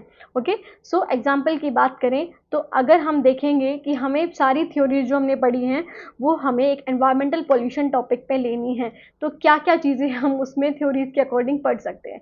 तो आइडियलिज्म की बात करें तो यहाँ पे क्या होगा, debate ethical duties to nature, study except from Thoreau, और that is the Gandhi reflective essay on the good life. तो यहाँ पर आप क्या करोगे, जब एनवायरमेंटल पोल्यूशन की बात करोगे तो आप कोई अपना आइडल ले लोगे, फिर उसकी बुक्स के बारे में पढ़ाओगे बच्चों को, एथिकल ड्यूटीज़ क्या हैं आपकी नेचर के प्रति, उन सब चीज़ों को डिफाइन कराओगे, है ना। एसेज लिखने के लिए कहोगे कि बच्चे खुद चिंतन करके क्या करें, एसे लिखें, गुड लाइफ कैसे जी सकते हैं, अच्छी लाइफ कैसे जी सकते हैं, एनवायरनमेंट के प्रति कैसे आप कंसर्न कर सकते हो। रियलिज्म की बात करें तो यहाँ पे जो आपके एयर पार्टिकुलेट्स हैं, है ना, उसको मेज़र करेंगे, एनालाइज करेंगे डेटा ट्रेंड्स को कि कैसे पहले कितना पॉल्यूशन था, अब कितना हो चुका है, और आइडेंटिफाई करेंगे कि कैसे आप उसको कंट्रोल कर सकते हो और कहाँ-कहाँ से पॉल्यूशन आपका आ रहा है ना, किस कौन-कौन से सोर्सेज हैं जहाँ से आपको पॉल्यूशन देखने को मिल रहा है। प्रैग्मेटिज्म की बात करें तो ये कम्युनिटी प्रोजेक्ट्स, मतलब अब ये सिर्फ रियलिज्म में क्या है कि आप मेज़र कर रहे हो, ये सारी चीज़ें देख रहे हो। प्रैग्मेटिज्म में आप करके देखोगे, कम्युनिटी प्रोजेक्ट करोगे, डिज़ाइन करोगे and test school based reduction system, कि कैसे आप स्कूल लेवल पे ये सारी चीज़ें बना सकते हो। इटरेट एंड रिपोर्ट इम्पैक्ट करो, मतलब जो आप रिपोर्ट आई है उसको आप देखोगे, उसके लिए आप कुछ प्रोजेक्ट लेकर के आओगे। एग्जिस्टेंशलिज्म की बात करें तो पर्सनल इको ऑटोबायोग्राफी लिखोगे आप, और student choose a commitment, student खुद से ही कमिट करेगा कि मैं कभी मैं कभी प्लास्टिक का यूज़ नहीं करूँगा, है ना, ज़ीरो प्लास्टिक मंथ, तो खुद ही वो अपनी जो कमिटमेंट करेगा उस चीज़ को मानेगा। Reflect on freedom and responsibility. Okay, so ये इस तरह से आप क्या कर सकते हो, अलग अलग जो थ्योरीज हैं उसके अकॉर्डिंग बच्चों को पढ़ा सकते हो, कि जैसे देखो हमने देखा ना कि एनवायरमेंटल पोल्यूशन के लिए क्या क्या टेक्निक्स हो सकती हैं बच्चों को पढ़ाने की। ओके, सो आप किस चीज़ को मानते हो, कौन सी फिलोसफी को मानते हो, वो ज़रूर बताना कमेंट में। ओके, किस आइडियलिज्म या फिर किस आइडिया को आप ज़्यादा मानते हो, है ना, आइडियलिज्म को, रियलिज्म को, प्रैग्मेटिज्म को, या फिर एग्जिस्टेंशलिज्म को। ओके, तो ये टॉपिक यहीं पे खत्म हुआ। नेक्स्ट टॉपिक पे आ जाते हैं हम, contribution of Rousseau, Tagore, Gandhi, Shri Aurobindo, John Dewey and J Krishnamurti to educational theory and practice. तो क्या कंट्रीब्यूशन रहा है इन महान थिंकर्स का एजुकेशनल थ्योरी में और प्रैक्टिस में, मतलब रियल लाइफ में भी। ओके, उन्होंने कैसे थ्योरीज दी हैं, क्या चीज़ें उनके अकॉर्डिंग डेवलप हुई हैं, और फिर वो प्रैक्टिस में कैसे यूज़ आ रही हैं। ओके, तो हम रूसो के बारे में बात करेंगे फर्स्टली, सेकेंड हम टैगोर के बारे में, थर्ड हम गांधी जी के बारे में, फोर्थ श्री अरबिंदो के बारे में, फिफ्थ जॉन डीवी, और six is J Krishnamurti. Okay, start करते हैं। रूसो की बात करें तो Rousseau is one of the most influential educational thinkers in western philosophy, specially through his book Emile on और एजुकेशन, दैट इज इन 1762 में आई थी। तो बेसिकली जीन जैक्स रूसो इनका नाम है पूरा, जीन जैक्स रूसो। ओके, तो ये मतलब बहुत ही ज़्यादा इन्फ्लुएंस करा इन्होंने एजुकेशनल वे में, वेस्टर्न फिलोसफी में ज़्यादा इनका इन्फ्लुएंस रहा है। ओके, इन्होंने अपनी बुक लिखी थी इमाई और on education. Okay, his ideas broke away from rigid traditional schooling and led the foundation for child centred education. तो इन्होंने जो रिजिड ट्रेडिशनल स्कूलिंग थी कि आपको क्लासरूम में जा करके पढ़ना है, आपको बुक्स के थ्रू पढ़ना है, आपको एग्जाम्स देने हैं, उस चीज़ के ये बिल्कुल खिलाफ थे। और उन्होंने बोला था कि जो एजुकेशन होनी चाहिए उसका फाउंडेशन, उसकी नींव रखी थी, that is the child centred education की, है ना, कि बाल केंद्रित शिक्षा होनी चाहिए जिसमें बच्चों को बच्चों के नीड्स के अकॉर्डिंग, उनके इंटरेस्ट एरियाज के अकॉर्डिंग उनकी इंडिविजुअलाइज्ड एजुकेशन कैसी होनी चाहिए उस पर फोकस करें। ओके, इंडिविजुअलिटी पे फोकस करें। So contribution of Rousseau to educational theory and practice देखें तो नेचुरलिज्म इन एजुकेशन, जो हम नेचुरलिज्म की बात करते हैं एजुकेशन में, तो वो सिद्धांत इन्हीं का ही था, मतलब ये भी नेचुरलिज्म को बिलोंग करते थे, नेचुरलिज्म से बिलोंग करते थे। So Rousseau is regarded as a father of naturalism in education. तो एजुकेशन में हम नेचुरलिज्म का फादर मानते हैं, जनक मानते हैं किसको? रूसो को, जीन जैक्स रूसो को। So he believe that education should follow the natural growth and development of the child, not be imposed by, कि जो एजुकेशन है वो बच्चों को उनके अकॉर्डिंग, कि जैसे वो बढ़ रहे हैं उनको बढ़ने दो, है ना। आप उसको इम्पोज मत करो कि आपको ये करना है, वो करना है, ये चीजें नहीं करनी है, ये वो नहीं करना है। तो आप अडल्ट अथॉरिटी मत शो करो ज्यादा, और रिजिड करिकुला तो बिल्कुल भी मत दो, है ना, कि आपने बोल दिया कि ये सब्जेक्ट है आपके, बस आपको इन्हीं सब्जेक्ट की नॉलेज होनी चाहिए। तो वो चीज नहीं होनी चाहिए according to Rousseau. His famous quote, everything is good as it comes from the hands of the author of the nature, but everything degenerates in the hands of man. ये मतलब जो ऑथर है, मतलब जो इस संसार का, इस जो नेचर का जो निर्माण कर रहा है उसके हाथ में है तो ठीक है, अगर किसी मैन के हाथ में आ गया तो वो डीजनरेट हो जाएगी बिल्कुल ही। ओके, तो जो नेचर कर रहा है उसे करने दो, मतलब जैसा हो रहा है उसे होने दो। ओके, सो इस चीज पे बिलोंग करते थे। सो चाइल्ड सेंटर्ड एजुकेशन पे फोकस किया था इन्होंने। He focus the education from the teacher to, that is teacher and subject matter to the child, की सिर्फ सब्जेक्ट पे और टीचर पे बेस्ड ना हो, बच्चों के अकॉर्डिंग एजुकेशन दी जाए। Child are not miniature adult, कि चाइल्ड ऐसा नहीं कि जो बच्चे हैं वो मिनिएचर छोटा रूप है एडल्ट के, नहीं। They have their own stages of development, कि उनकी खुद भी स्टेजेस हैं, जितना वो याद कर सकते हैं उस एज में, जितना वो सीख सकते हैं बस उतना ही उन्हें सिखाया जाए। Should be educated according to their interest and needs, कि उनकी इंटरेस्ट और उनकी रुचि और उनकी जो नीड्स है उनके अकॉर्डिंग वो खुद पढ़े, है ना, मतलब उनके अकॉर्डिंग उनको पढ़ाया जाए, ऐसा नहीं कि आप कुछ भी उनको पढ़ा दो, बड़े लेवल का भी पढ़ा दो। तो this influence modern ideas like learner centre pedagogy and activity based learning को इन्फ्लुएंस करा था इन्होंने। स्टेजेस ऑफ डेवलपमेंट की बात करें तो 5 स्टेजेस इन इमाइल, जो इमाइल में इन्होंने 5 स्टेजेस लिखी थी, तो क्या थी? इन्फेंसी, चाइल्डहुड, बॉयहुड, एडोलेसेंस और यूथ। सो स्टूडेंट, इन्फेंसी जो पीरियड था वो 0 to 5 ईयर्स का था। Physical growth and sensory training, avoid book learning, तो यहाँ पे बुक लर्निंग आपको बिल्कुल नहीं करानी है। सेंसरी ट्रेनिंग, जो बच्चे सेंसर्स के थ्रू कर सकते हैं उनको ट्रेनिंग प्रोवाइड करनी है, और फिजिकल ग्रोथ पे ज़्यादा ध्यान देना है। चाइल्डहुड मतलब 5 to 12 ईयर्स की बात करें तो बच्चे सेंस एक्सपीरियंसेस के थ्रू सीखेंगे, ऑब्जर्वेशन के थ्रू, प्ले के थ्रू और नेचर के through. Boyhood that is 12 to 15 years, जिसमें बच्चे रीजनिंग, प्रैक्टिकल स्किल्स और मैनुअल वर्क कि खुद करके देखेंगे, प्रैक्टिकल स्किल्स उनके अंदर आएगी और रीजन करके, तर्क विचार करके सीखेंगे। एडोलेसेंस मतलब 15 to 20 ईयर की बात करें तो moral and social development, religious education, emotional growth होना चाहिए। यूथ की बात करें दैट इज 20+ ईयर्स की, तो higher education, preparation for marriage, civic life and social responsibility होनी चाहिए। ओके, तो ये सारी चीजें इन्होंने बताई थी। Next is learning by doing an activity method को प्रमोट किया था। So that is knowledge should be come from experience and activity, not from the rote memorisation, कि आप सिर्फ रटा मार करके बच्चों को नहीं सिखा सकते, कॉन्सेप्चुअल क्लैरिटी होनी चाहिए, मतलब आप उनके अंदर एक्सपीरियंसेस करके सिखाओ और एक्टिविटी के थ्रू सिखाओ, ना कि उनको क्रामिंग करके सिखाओ, है ना, मतलब बार बार उसी चीज को बार बार दोहराना, इस सब चीजों से नहीं। So he discourage early reading and writing and emphasise observation, कि बच्चों को पहले ही लिखना पढ़ना ये सब जरूरी नहीं है, बच्चों को पहले सिखाओ कि वो क्या चीजें किस तरह से ऑब्जर्व कर रहे हैं, प्ले के थ्रू, गार्डनिंग के थ्रू, और दैट इज क्राफ्ट के थ्रू और एक्सप्लोरेशन के through.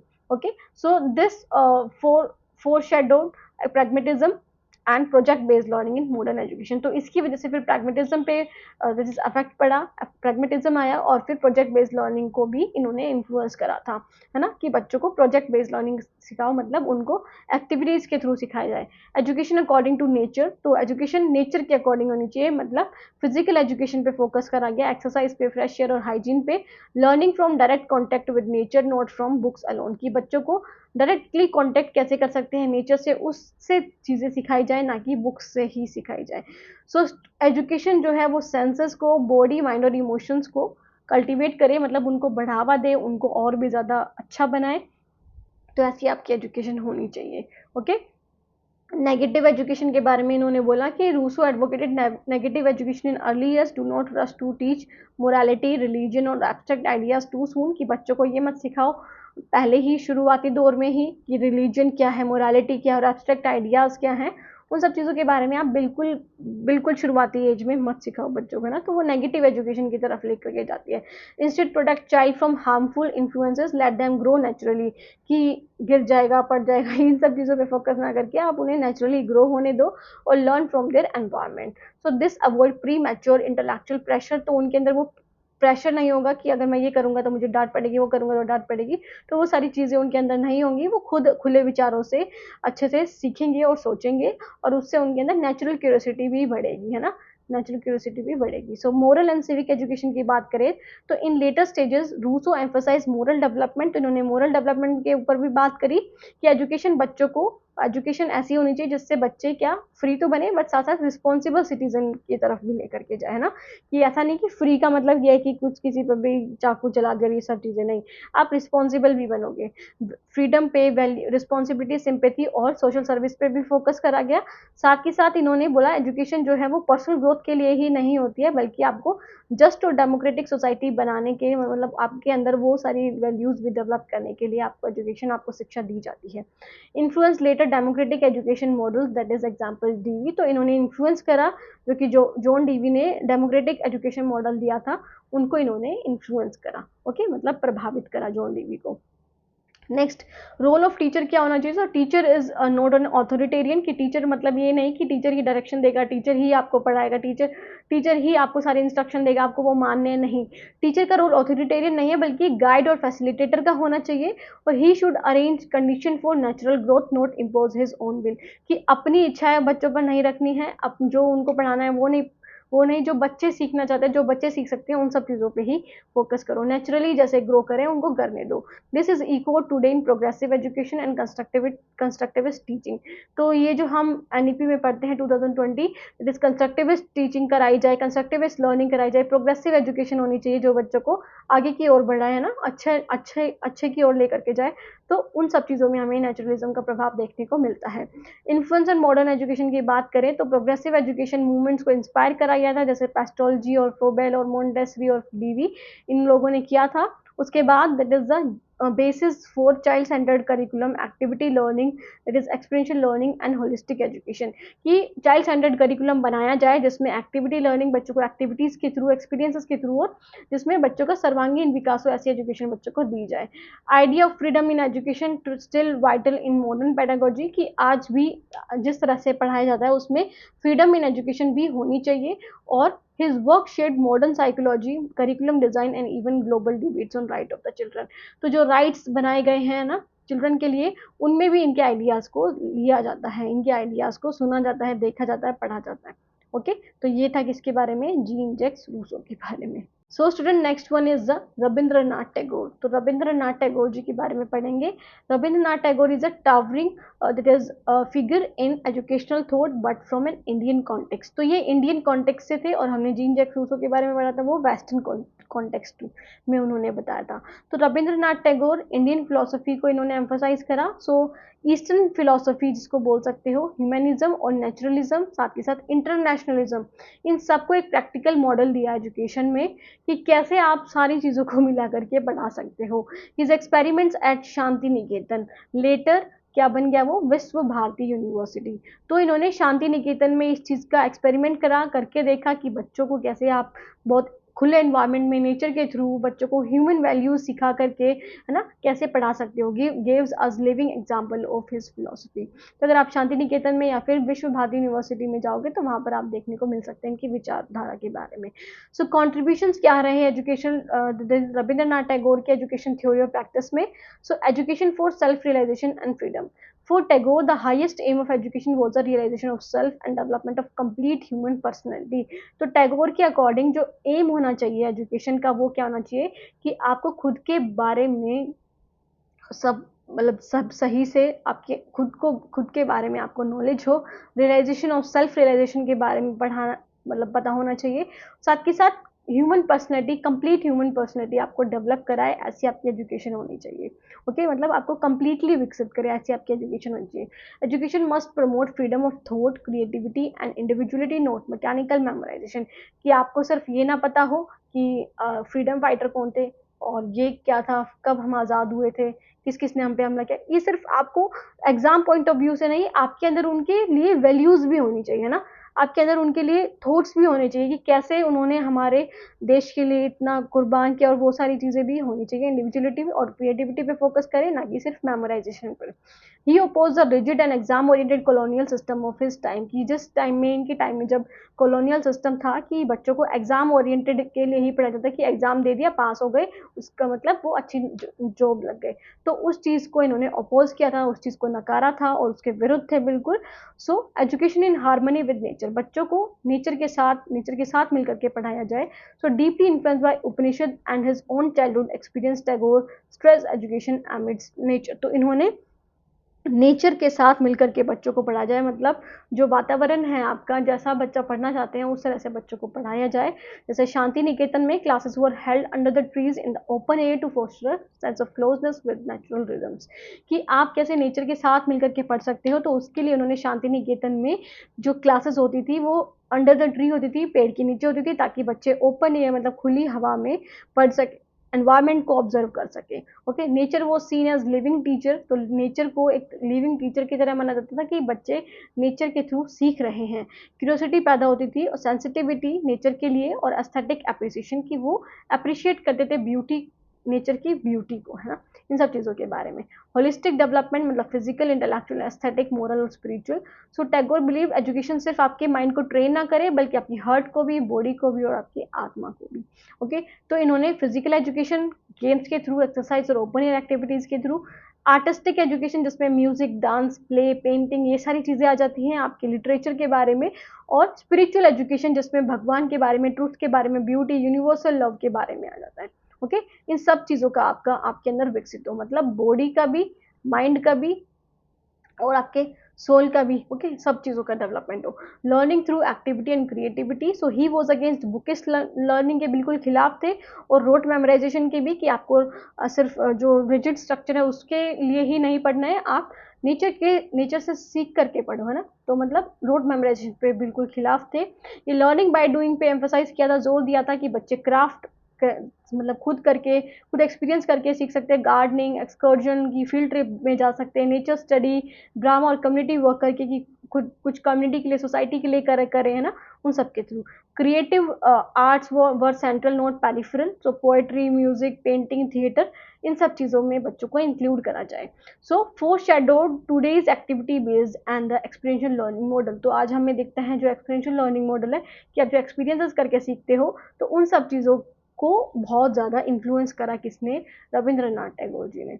Okay, so next is internationalism and universalism, तो इन्होंने बोला था कि जो एजुकेशन है वो बच्चों के अंदर सिर्फ अपने एनवायरनमेंट के बारे में ही नहीं, मतलब यूनिवर्सल ह्यूमन आउटलुक बच्चों के अंदर डेवलप करे, नॉट ओनली नेशनलिज्म, है ना, मेरा भारत देश मां, तो वो किस बेस पे आप बोल सकते हो उन सब चीज़ों को, तो वो सारी चीज़ें भी बच्चों को बताई जाए, है ना, कि आप यूनिवर्सल जो चीज़ें हैं, मतलब जो और देश में हैं, उनमें से हमारे इंडिया में क्या चीज़ अच्छी नहीं है, उन सब चीज़ों के बारे में, मतलब आपको यूनिवर्सल ह्यूमन आउटलुक के बारे में, सिर्फ अपने अपने बारे में ही नहीं, सबके बारे में आप सोचो, है ना, ब्रदरहुड की भावना हो। Shanti Niketan was in an envision as a meeting place of culture where east and west could learn from each other, तो शांति निकेतन ऐसी जगह थी जहाँ पे ईस्ट और वेस्ट दोनों जगह से बच्चे आते थे पढ़ने के लिए, सीखते थे एक दूसरे के साथ।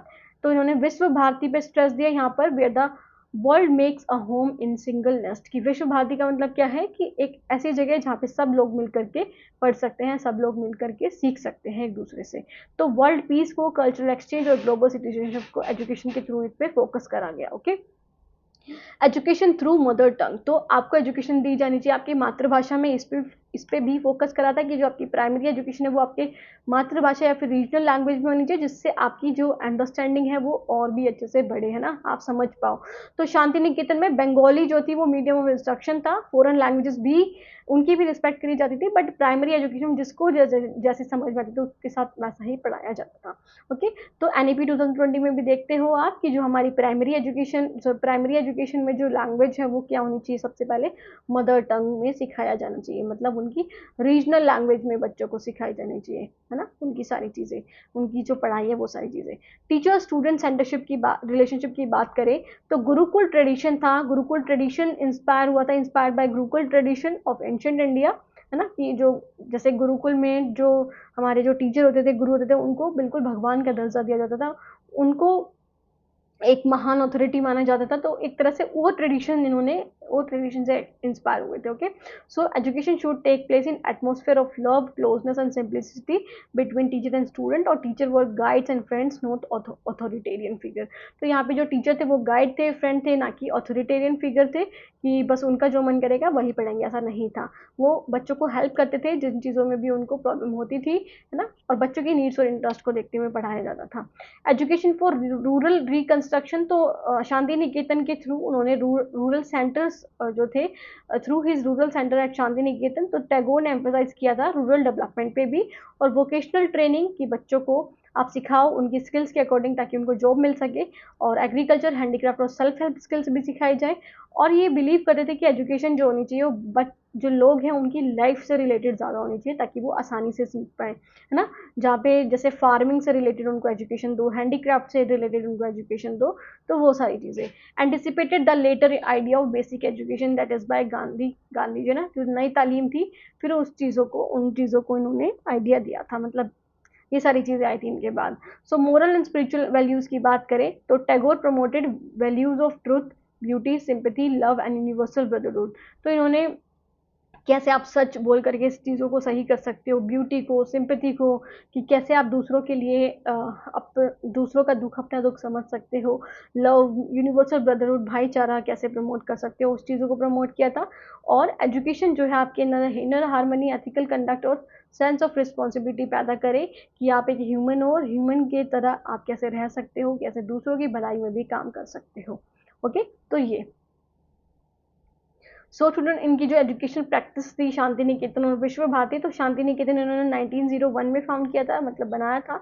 सो ये एक्सपेरिमेंटल स्कूल था जो कि नेचुरलिस्टिक और ह्यूमनिस्टिक आइडियाज़ पे, कि कैसे आप ह्यूमन वैल्यूज़ सिखा सकते हो, नेचर के थ्रू बच्चों को कैसे सिखा सकते हो। ओके, तो इन्होंने विश्व भारती यूनिवर्सिटी बनी 1921 में, इंटरनेशनल सेंटर बना लर्निंग और कल्चर का, जहाँ पे दूर दूर से दूसरे देश से भी लोग आते थे, बच्चे आते थे पढ़ने के लिए, जहाँ पर उनके कल्चर एक्सचेंज होते थे। तो इसमें ईस्टर्न और वेस्टर्न नॉलेज ट्रेडिशंस का ब्लेंड था, कि सब लोग मिलकर के एक साथ पढ़ते थे। करिकुलम में क्या होता था, arts, music, dance, literature, philosophy, science, craft, rural skills and cultural exchange पढ़ाए जाते थे। तो ये था स्टूडेंट्स किसके बारे में, रविंद्रनाथ टैगोर जी के बारे में। ओके, तो समझ में आया इतना, बहुत ही आसानी से और बहुत ही पॉइंट टू पॉइंट डिटेल्स ली हैं। नेक्स्ट हम आते हैं महात्मा गांधी पे। तो महात्मा गांधी क्या थे, was not only political leader but also great educational thinker and practitioner. तो बहुत ज़्यादा नाम आता है महात्मा गांधी जी का, हमारी एजुकेशन में उनका बहुत ज़्यादा इन्फ्लुएंस है। तो ये सिर्फ एक पॉलिटिशियन ही नहीं थे, बल्कि एक एजुकेशनल थिंकर भी थे और प्रैक्टिशनर भी थे। उन्होंने एजुकेशन ली भी थी और साथ में एजुकेशन के लिए कुछ रिफॉर्म्स भी लेकर के आए थे। तो इस philosophy of education known as Nai Talim. तो इनकी जो फिलोसफी है उसको बेसिक एजुकेशन या फिर नई तालीम कहा जाता है, जो कि बहुत ज़्यादा रिलेटेड है इंडियन कल्चर से, है ना, सेल्फ रिलायंस से, कि कैसे आप खुद को आत्मनिर्भर बना सकते हो, और मोरल वैल्यूज पे। ओके,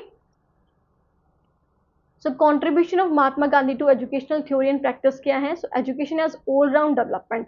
तो आपकी एजुकेशन ऐसी होनी चाहिए जिससे आपका ओवरऑल विकास हो, ओवरऑल डेवलपमेंट हो, बॉडी, माइंड और स्पिरिट का, आपका हेड, हैंड, हर्ट का। ओके, हेड, हैंड और हर्ट और हेड, हैंड का। Okay, education must shape not only intellect but also character, morality and spirituality.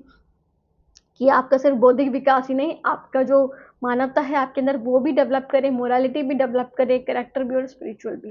Okay, तो ट्रू एजुकेशन एम्फोसाइज करता है जो अच्छी एजुकेशन है वो आपके हेड को भी, दिमाग को भी विकसित करेगी, आपके हार्ट को भी और आपके हैंड को भी। मतलब आप वोकेशनल स्किल्स के बारे में भी, प्रैक्टिकल स्किल्स के बारे में, फिजिकल चीज़ों के बारे में भी जानोगे। आपका हार्ट, आपका इमोशनली आप बैलेंस कर पाओगे, और आपका जो दिमाग है वो भी विकसित होगा। ओके, तो नई तालीम और बेसिक एजुकेशन जो कि वर्धा स्कीम 1937 में आई थी। सो ये क्या था, गांधी मोस्ट सिग्निफिकेंट कॉन्ट्रीब्यूशन था एजुकेशन में, जिसमें comprehensive plan for free and compulsory education for 7 years, कि 7 साल तक बच्चों को कंपल्सरी और फ्री एजुकेशन प्रोवाइड करी जाए। मतलब प्राइमरी स्टेज पे ये इनका मेन फोकस था। Education should be imparted through productive work. तो एजुकेशन कैसे होनी चाहिए, ये नहीं कि आपको बुकिश नॉलेज दे, नहीं। एजुकेशन आपकी होनी चाहिए, आपको प्रोडक्टिव वर्क कराए, जिससे आप अपने ऊपर ही निर्भर हो, किसी और के ऊपर निर्भर ना हो। तो आपको स्वतंत्र बनाए। Okay, craft, that is agriculture, spinning, weaving, carpentry, इन सब चीज़ों से रिलेटेड हो। So children learn skills while studying, कि वो पढ़ते पढ़ते ही स्किल्स भी सीख जाए, निपुण भी हो जाए। तो मोटो क्या था इसका, था, इसका जो मेन एम था वो था work is worship and dignity of labour. Okay, so learning of reading, writing, arithmetic and science should be integrated in with craft, कि आपको क्राफ्ट के साथ साथ, कला के साथ साथ आपको इन सब चीज़ों के साथ आपको रीडिंग के लिए रीडिंग भी पढ़ाई जाए, राइटिंग भी है, अरिथमेटिक मतलब मैथमेटिक्स प्रॉब्लम्स भी, और साइंस भी आपको पढ़ाई जाए। सो एजुकेशन सेल्फ सपोर्टिंग होनी चाहिए, कि खुद को आप इतना प्रोडक्टिव बनाओ कि किसी और पर रिलायंट ना हो। ओके, तो work should could help maintain schools. So next is learning through work and craft. तो आप जो गांधी जी थे, उन्होंने रोट लर्निंग और बुकिश नॉलेज को बिल्कुल ही क्या किया था, अपोज किया था, उसके बिल्कुल ही खिलाफ थे। इन्होंने बोला था जो एजुकेशन है, मतलब आपकी जो लर्निंग है, वो believe manual work, building discipline, dignity, creativity and self reliance, कि आपको सेल्फ रिलायंस बनाए, आत्मनिर्भर बनाए। और education of the hand was an important as that of the mind, है ना, कि आपको माइंड के साथ साथ आपका हैंड का भी, मतलब आपको प्रैक्टिकल एक्टिविटीज के लिए भी दैट इज डेवलप, आपको प्रैक्टिकल एक्टिविटीज के लिए भी एनकरेज करे आपकी एजुकेशन।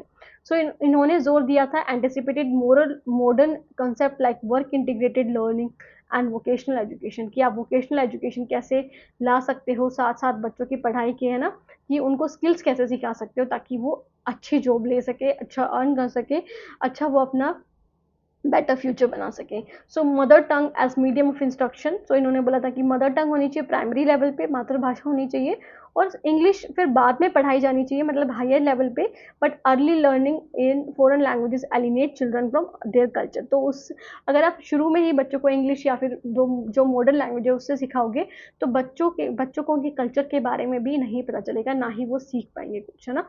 तो this principle resonates with modern policies, जैसा कि हमारी NEP 3 लैंग्वेज फॉर्मूला है, उसमें भी यही कहा गया है कि आपकी जो दैट इज पढ़ाई है, पढ़ाई का माध्यम जो है बच्चों का, वो प्राइमरी एजुकेशन में क्या होना चाहिए, mother tongue. Okay, so free और कंपलसरी एजुकेशन, की एलिमेंट्री एजुकेशन को फ्री कर दिया जाए, यूनिवर्सल एलिमेंट्री एजुकेशन को free of cost. Education is right of every child, not a privilege, की राइट है ना कि प्रिविलेज, ना कि आप बोल सकते हो कि सिर्फ ये, ऐसा नहीं कि जो बड़े लोग हैं वही ले सकते हैं ना, तो सभी का अधिकार है, समान अधिकार है। तो कॉन्स्टिट्यूशनल प्रोविजन में ऐड करा गया बाद में इसे, आर्टिकल 21A के तहत, राइट टू एजुकेशन एक्ट में। ओके, आर्टिकल 21A के तहत। तो ऐसा क्वेश्चन भी आपसे पूछ लिया जा सकता है। Next is education for social reconstruction. तो एजुकेशन जो थी वो सिर्फ पर्सनल नहीं बल्कि सोशल भी थी, कि आपको सिर्फ पर्सनली डेवलप न कराना, सोसाइटी के लिए भी आप क्या कर सकते हो, वो भी एजुकेशन में इंक्लूड करा गया था। तो बच्चे कैसे सोसाइटी को सर्व कर सकते हैं, विलेजेस में कैसे काम कर सकते हैं, विलेजेस को कैसे उभार सकते हैं, जिसको गांधी जी ने कहा था हार्ट ऑफ इंडिया, जो विलेजेस हैं वो क्या है, हार्ट है इंडिया का। Okay, so linked education with village upliftment, that is rural industries, agriculture, sanitation and health.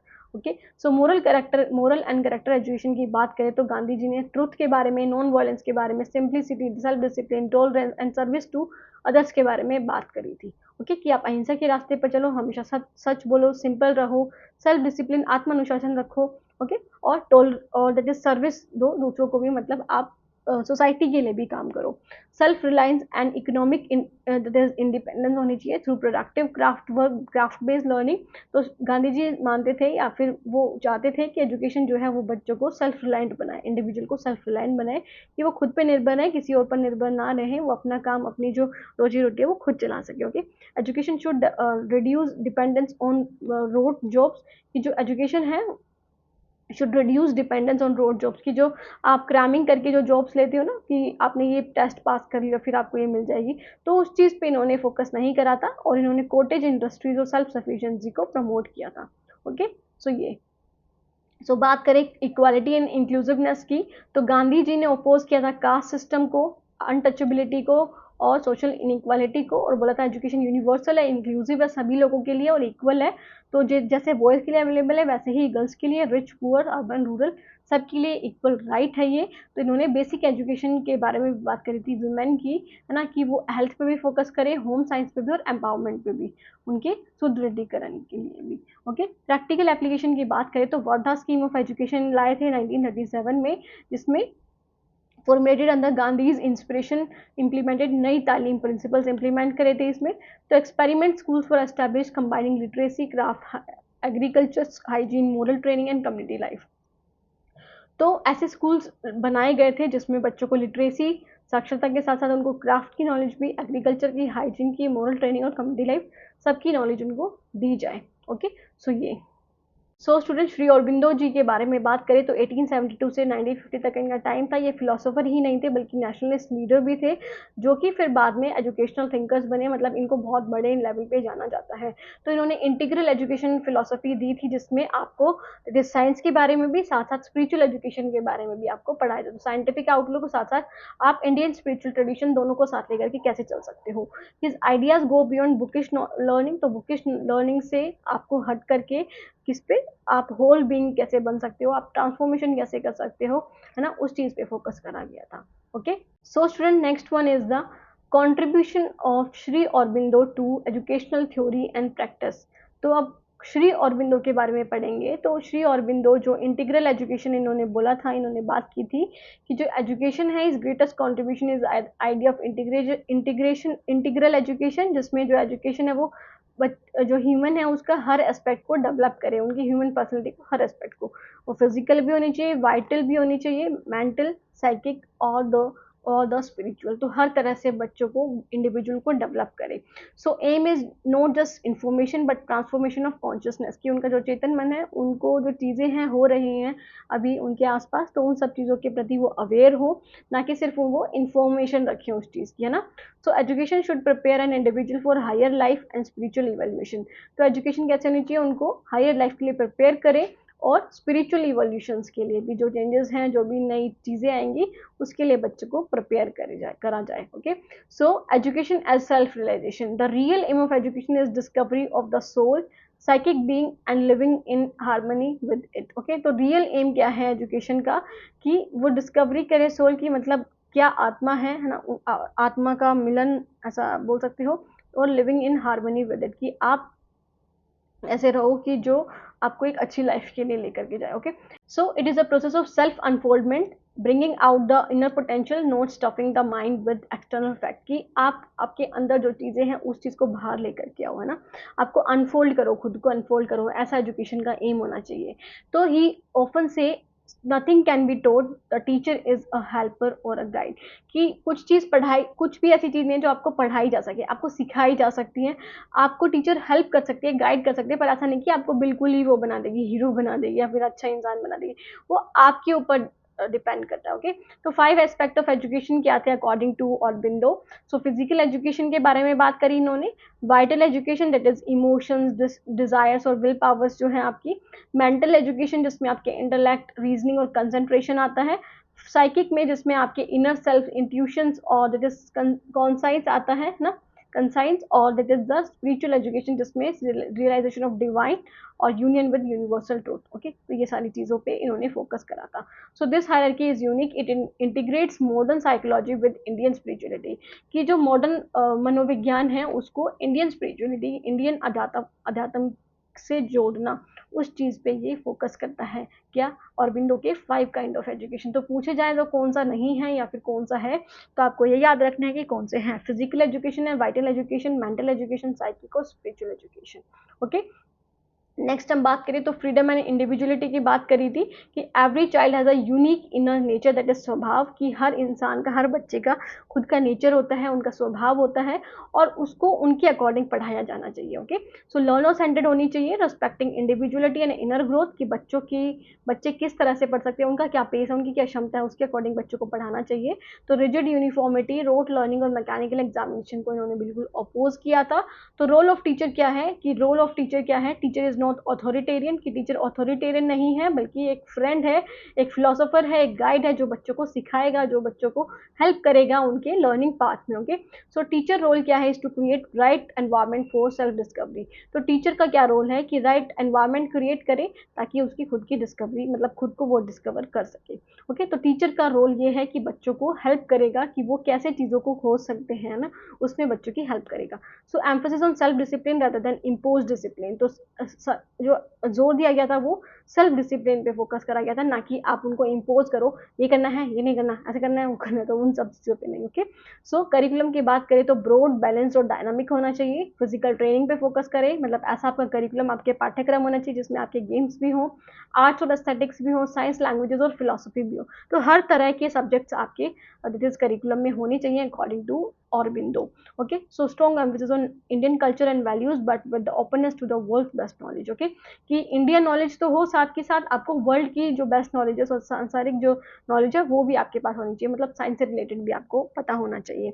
Okay, harmony of science and spirituality, तो इन्होंने जोड़ करके बताया था कि कैसे साइंस और स्पिरिचुअलिटी आप हम सब के लिए इंपॉर्टेंट है. ओके, तो मटेरियल साइंस और स्पिरिचुअल विजडम, इन दोनों को जैसे हमने इतनी फिलोसफी पढ़ी, किसी में स्पिरिचुअल के बारे में बताया गया, किसी में साइंस के बारे में बताया गया है, तो इन्होंने बोला था कि कंफ्लिक्ट नहीं है. He rejected the conflict between material science and spiritual wisdom, कि रिजेक्ट, आप ये नहीं बोल सकते कि इन दोनों में आप एक को ही फॉलो कर सकते हो, दोनों को फॉलो कर सकते हो. तो ट्रू एजुकेशन आपको सिखाती है साइंस, टेक्नोलॉजी और रैशनल नॉलेज को with yoga, meditation and spiritual realisation. So this is relevant today in discussion on holistic and sustainable education. Okay, तो आज के टाइम में ये रेलिवेंट है डिस्कशन करने के लिए, आप जब होलिस्टिक और सस्टेनेबल एजुकेशन की बात करते हो तब. Okay, next is that is the national and international outlook क्या है. So education should cultivate love for Indian culture, की एजुकेशन जो है आपको हेल्प करे कि आप इंडियन कल्चर को कितना प्यार करते हो, वो उस चीज़ को भी आपके अंदर डेवलप करे. साथ के साथ आपको यूनिवर्सल ब्रदरहुड और ग्लोबल यूनिटी के लिए भी सिखाए कि हम सब एक हैं, हम सब इंसान हैं, हम सबको एक दूसरे के प्रति केयर और सिंपैथी होनी चाहिए. ओके, भाईचारा होना चाहिए. So he so education as a means to prepare youth for nation building as well as human unity. तो एजुकेशन ऐसी होनी चाहिए जो बच्चों को, जो यूथ को प्रिपेयर करे कि वो कैसे संसार में जो ये तनाव है इन सब चीज़ों को हटा सकते हैं और नेशन बिल्डिंग का कैसे काम कर सकते हैं जिससे सब लोग मिलजुल कर रहें. ओके, प्रैक्टिकल एप्लीकेशन की बात करें तो Shri Aurobindo international centre of education था, दैट इज SAICE, जो कि पौंडीचेरी में इन्होंने खोला था. लेटर इसको ऑरविल बोला गया था, under the guidance of the mother, that is the Mirra Alfassa. Okay, तो मदर जिनका नाम था मीरा अल्फासा, तो ये क्या था, बेसिकली इनका एक इंस्टीट्यूट था जहाँ पर इनके जो भी प्रिंसिपल्स थे उन सब चीज़ों को फॉलो करा जाता था. इंटीग्रल एजुकेशन का इंस्टीट्यूशन प्रैक्टिस करी जाती थी with focus on physical training, art, science, meditation and free progress system. No exam, flexible learning करी जाती थी. आप दिल्ली में भी, अगर कोई दिल्ली से बिलोंग करता है, दिल्ली गया है, तो वहाँ पर भी औरबिंदो आश्रम आपको देखने को मिलेगा. बहुत ही अच्छा, बहुत ही शांत एनवायरनमेंट और हर तरह की एजुकेशन वहाँ पे दी जाती है ना. आप देखो, आपको क्राफ्ट के बारे में, आर्ट के बारे में और साइंस के बारे में, है ना, नेचर के बारे में, सब चीज़ों के बारे में आपको सिखाया जाता है. It remains a living laboratory of Aurobindo's educational ideas. और उसी के साथ में ही जितु कृष्णमूर्ति से रिलेटेड क्या है, स्कूल है, उनकी फिलोसफी से रिलेटेड स्कूल है.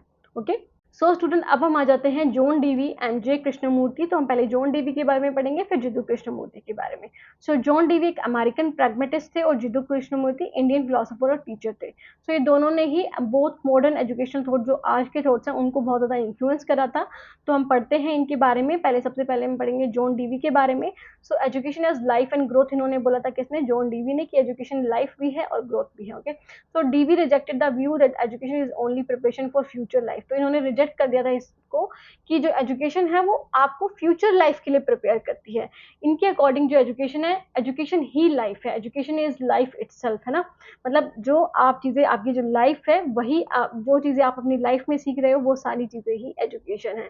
तो वो एक कॉन्टिन्यूस प्रोसेस ऑफ ग्रोथ है. ऐसा नहीं कि आपको सिर्फ आगे के लिए प्रिपेयर करती है, वो हमेशा जीवन पर्यंत आपके साथ चलती है, continuous process. Okay, so learning by doing पे फोकस करा था इन्होंने, प्रैग्मेटिज्म इन एजुकेशन. तो इन्होंने बोला था बच्चे जो हैं वो सीख सकते हैं एक्टिविटी, एक्सपेरिमेंट और प्रॉब्लम सॉल्विंग के थ्रू. और इन्होंने प्रोजेक्ट मेथड दिया था, लैबोरेटरी मेथड और एक्सपीरियंशियल लर्निंग, कि बच्चे खुद एक्सपीरियंस करके सीखे. प्रोजेक्ट मेथड के थ्रू, मतलब दैट इज एक्सपेरिमेंट्स करके सीखे, है ना. और this influence modern activity based learning, project work and inquiry cycles के थ्रू बच्चों को सिखाया जाए, एक्टिविटी बेस्ड लर्निंग कराई जाए. सो इन्होंने माना था स्कूल क्या है, मिनिएचर है सोसाइटी का, जहाँ पर बच्चे सोसाइटी का रूप देखते हैं, सोसाइटी में जो चीज़ें हैं उन सब चीज़ों को फेस करते हैं. तो school should be mini democracy where children learn cooperation and participation and social responsibility, जहाँ पे बच्चे सोसाइटी के प्रति उनकी क्या रिस्पॉन्सिबिलिटी है वो सारी चीज़ें भी सीखते हैं. साथ के साथ पार्टिसिपेशन में क्या रोल है उनका, कैसे इक्वल पार्टिसिपेशन हो सकता है, कैसे इक्वल राइट्स को कैसे प्रमोट कर सकते हो, और कोऑपरेशन आपको सिखाया जाता है. Emphasise democratic values like equality, freedom and mutual respect, कि आप एक दूसरे की कि कैसे रिस्पेक्ट कर सकते हो, है ना, फ्रीडम और इक्वालिटी जैसी भावनाओं या फिर वैल्यूज़ को सिखाया जाता है। सो चाइल्ड सेंटर्ड एजुकेशन पे फोकस करा था कि इंटरेस्ट और एक्सपीरियंस और नीड्स को देखते हुए बच्चों को पढ़ाया जाए, ना कि उनके करिकुलम को आप इम्पोज कर दो, उन पे थोप दो, है ना, ऐसा नहीं होना चाहिए। बच्चा एक्टिव पार्टिसिपेंट है और ना कि पैसिव रिसीवर है। बच्चे एक्टिवली पार्टिसिपेट करेंगे, डिस्कशन करेंगे टीचर्स के साथ, बोलेंगे, क्वेश्चन करेंगे, वो सारी चीज़ें इनमें बोली गई हैं। इंटीग्रेशन ऑफ करिकुलम, तो इन्होंने रिजिड सब्जेक्ट डिविजन्स को, जैसे कि मैथ, साइंस, इन सब चीज़ों को इन्होंने बिल्कुल अपोज करा। इन्होंने बोला कि इंटरडिसिप्लिनरी एजुकेशन होनी चाहिए, जिसमें आप हर सब्जेक्ट को एक तरह से मिला करके पढ़ा सकते हो ना, प्रॉब्लम बेस्ड करिकुलम होना चाहिए। सो एजुकेशन आपकी ऐसी होनी चाहिए जो कनेक्ट हो सके लाइफ से, रियल लाइफ से आप कनेक्ट करके पढ़ा सको बच्चों को। टीचर का रोल यहाँ पे गाइड और फैसिलिटेटर का है, ना कि अथॉरिटेरियन का। टीचर यहाँ पे डायरेक्ट नहीं करेगा बच्चों को हेल्प करेगा, बच्चों की जो भी प्रॉब्लम्स होगी उसमें हेल्प करेगा, है ना, और उनको आगे बढ़ाने में उनको आगे लेकर के जाएगा। सो एजुकेशन जो है इंक्वायरी को एनकरेज करेगी, मतलब रोल ऑफ टीचर जो है वो इंक्वायरी को एनकरेज करेगा, डायलॉग को, रिफ्लेक्टिव थिंकिंग को। एजुकेशन फॉर डेमोक्रेसी की बात करें तो true education must prepare citizen for participatory democracy, emphasis on critical thinking, tolerance and cooperation. Okay, इन चीज़ों पे जोर दिया जाना चाहिए। नेक्स्ट हम आते हैं तो प्रैक्टिकल इन्फ्लुएंस का क्या है जॉन डीवी का। तो इन्होंने प्रोग्रेसिव एजुकेशन मूवमेंट को मतलब इंस्पायर किया यूएस में, है ना, कि कैसे आप एजुकेशन के थ्रू अपनी सोसाइटी को, अपने कंट्री को कैसे डेवलप कर सकते हो, अच्छी चीज़ उनके अंदर डेवलप कर सकते हो। तो project method, that is kill Patrick का जो प्रोजेक्ट मेथड था, उसको वो इन्फ्लुएंस हुए इनकी, दैट इज इनकी थ्योरी के बेस पे, एक्सपेरिंशियल लर्निंग पे, ग्रुप लर्निंग और रिफ्लेक्टिव टीचिंग वर्ल्ड वाइड इन्होंने दी थी। ओके, नेक्स्ट हम आ जाते हैं नेक्स्ट फिलोसोफर पे, that is the Jiddu Krishnamurti की एजुकेशनल थ्योरी और प्रैक्टिस। तो एजुकेशन फॉर फ्रीडम की बात करी थी, Krishnamurti emphasise freedom for from fear, authority and conditioning. तो इन्होंने बोला था कि एजुकेशन जो है वो ऐसी नहीं होनी चाहिए जिसमें आप डरा धमका के या फिर अथॉरिटी लेकर के या फिर कंडीशनिंग की ये चीज़ आप दोगे तो यही बच्चे फिर वो करेंगे, वो बिहेवियरिज्म, इन सब चीज़ों पर इन्होंने फोकस नहीं करा था। तो इन्होंने बोला था कि जो ट्रू एजुकेशन है वो बच्चों को लिबरेट करती है माइंड फ्रॉम मैकेनिकल कॉन्फर्मिटी, कि जो मैकेनिकल चीज़ें हैं वो सारी चीज़ें बच्चों के अंदर नहीं होनी चाहिए। बच्चों के अंदर होना चाहिए कि वो उनके माइंड में जो चीज़ें हैं, जो जिस तरह से वो कर सकते हैं उस तरह से उनको पढ़ाया जाना चाहिए। होलिस्टिक एजुकेशन पे फोकस करा था कि बच्चों का सर्वांगीण विकास, ऐसी एजुकेशन होनी चाहिए जिससे उनका सर्वांगीण विकास हो। ओके, तो उनकी इंटेलिजेंस, सेंसिटिविटी, लव और कंपैशन सब पे ध्यान दिया जाए। तो must nurture the whole child, body, spirit and mind. Okay, body, mind and spirit. So self knowledge and self awareness की बात करी थी कि education should cultivate self awareness, की बच्चों के अंदर सेल्फ अवेयरनेस प्रदान करो, ऐसी आपकी एजुकेशन होनी चाहिए। और बच्चे खुद को समझ सके कि क्या वो कितना सोच सकते हैं, क्या उनमें स्ट्रेंथ है, क्या उनकी वीकनेसेस हैं, कि लर्निंग जो है वो उनके जो थॉट्स हैं, फीलिंग्स हैं और रिलेशनशिप को ऑब्जर्व कर सके। मतलब लर्निंग ऐसी कराई जाए जिससे बच्चे खुद के बारे में ही सीख सके, खुद के बारे में क्या उनके वीकनेसेस, स्ट्रेंथ्स हैं, उन सब चीज़ों के बारे में जान सके। ओके, रिलेशनशिप विद नेचर की बात करें तो इन्होंने क्लोज कॉन्टैक्ट विद नेचर को बहुत अच्छा माना था कि बच्चों को नेचर के थ्रू, नेचर के साथ मिलकर के पढ़ाया जाना चाहिए। तो इन्होंने बोला था कि जो बच्चे हैं वो सिंप्लिसिटी, सेंसिटिविटी और हार्मनी के साथ सीख सकते हैं, मतलब एनवायरनमेंट के साथ मिलकर के सीख सकते हैं। टीचर का रोल यहाँ पे अथॉरिटी नहीं था, बल्कि एक को लर्नर और फ्रेंड है।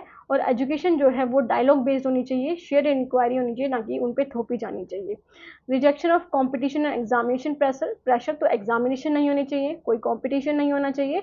बच्चों को बच्चों के अकॉर्डिंग ही सिखाया जाना चाहिए, उनके अंदर कोई डर, कोई एम्बिशन, कोई राइवलरी, ऐसा कुछ नहीं होना चाहिए, ऐसा स्कूल्स नहीं करने चाहिए।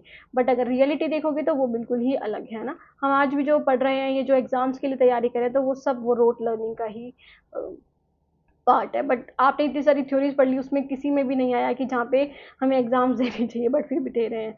सो education for piece and global citizenship की बात करें तो education must cultivate values for of non violence, brotherhood and universal responsibility. तो एजुकेशन कैसी होनी चाहिए, जो कल्टिवेट करे, उनके अंदर डेवलप करे नॉन वायलेंस को, है ना, अहिंसा को, और दैट इज ब्रदरहुड की भावना हो, भाईचारे की भावना हो, यूनिवर्सल रिस्पॉन्सिबिलिटी है आपकी पूरे संसार में, है ना, कुछ रिस्पॉन्सिबिलिटीज हैं जो आपको निभानी है। So schools believe school should nurture global citizen, की स्कूल जो है कैसे होंगे, जिसमें बच्चों को ग्लोबली चीज़ों के बारे में बताई जाए, उनको एक अच्छा इंसान बनाया जाए, और नैरो नेशनलिस्ट, ऐसा नहीं कि सिर्फ अपने देश के बारे में ही बोलते रहें और दूसरों के बारे में बिल्कुल गलत बोले, तो ऐसा नहीं होना चाहिए। ओके, ऐसी एजुकेशन नहीं होनी चाहिए। सो प्रैक्टिकल इन्फ्लुएंस की बात करें तो इन्होंने ऋषि वैली स्कूल फाउंड किए थे, राजघाट और ब्रोक वुड पार्क यूके में, और ओक ग्रोव इन यूएसए में। So the school follow principle of freedom, dialogue and creativity and simplicity. तो ये सारी चीज़ें जो हैं वो डायलॉग लर्निंग पे, फ्रीडम पे, क्रिएटिविटी और सिंप्लिसिटी, कैसे आप बिल्कुल सादा जीवन जी करके, अच्छी पढ़ाई करके आप कैसे अच्छे बन सकते हो, और आर्ट, क्राफ्ट और नेचर वॉक, मेडिटेशन और self reflection along with the academics. Okay, कि आपको एकेडमिक के साथ साथ आपको नेचर वॉक, नेचर के बारे में भी, क्राफ्ट के बारे में भी, मेडिटेशन मतलब योगा, इन सब चीज़ों के बारे में भी आपको सिखाया जाएगा। ओके, सो ये था किसके बारे में, जो ये फिलोसोफर्स थे इनके बारे में जो हमने पढ़ा। उसके बाद हम आ जाते हैं Indian schools of philosophy and that education implication, Samkhya, Vedanta, Buddhism and Jainism. यहाँ पे ए नहीं आएगा। ओके, तो इन सब के बारे में पढ़ते हैं स्टूडेंट, ये आपका लास्ट टॉपिक होगा। सो बात करते हैं सांख्या फिलोसफी की। तो Samkhya philosophy is one of the 6 classical आस्तिक। तो ये दो दैट इज आपकी जो फिलोसफीज हैं, हम बात करें तो वो दो पार्ट में डिवाइडेड है, तो ऑर्थोडॉक्स और दूसरी हेटेरोडॉक्स। Okay, heterodox.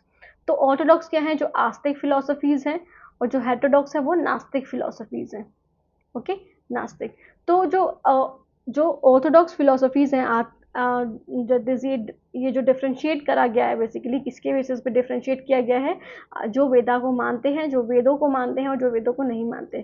तो जो मानते हैं वो कौन है, ऑर्थोडॉक्स मतलब आस्तिक, और जो नहीं मानते हैं दैट इज अनास्तिक, वो कौन है, मतलब नॉट बिलीव्ड इन वेदास, तो वो क्या है, वो हेटेरोडॉक्स या नास्तिक हैं। तो उनमें कौन कौन सी आ जाती है, उनमें आ जाती है बुद्धिज्म, जैनिज्म और that is Charvaka philosophy. Okay, तो अगर हम बात करें सांख्या फिलोसफी की, तो ये फाउंड करी गई थी कपिल मुनि के द्वारा।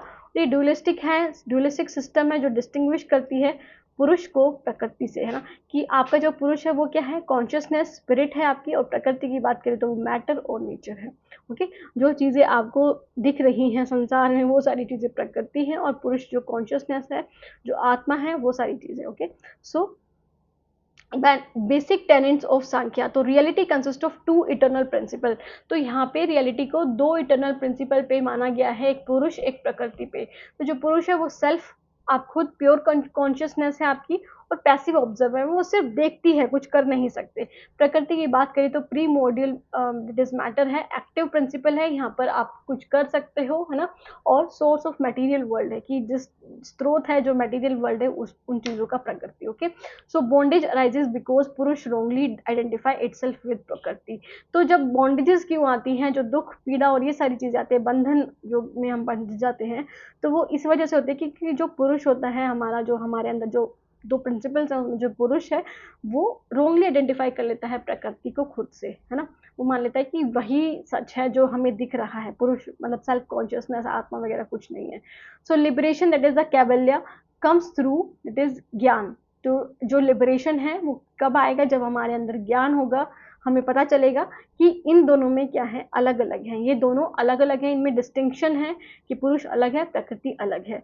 सो इट एम्फसाइज, जो आपसे पूछा जा सकता है कि लिबरेशन कब प्राप्त होगा अकॉर्डिंग टू सांख्या फिलोसफी, तो जब हमें ज्ञान हो जाएगा कि पुरुष और प्रकृति में कुछ डिस्टिंक्शन है, तो तब हमें ज्ञान की प्राप्ति, मतलब लिबरेशन या फिर मोक्ष की प्राप्ति होगी।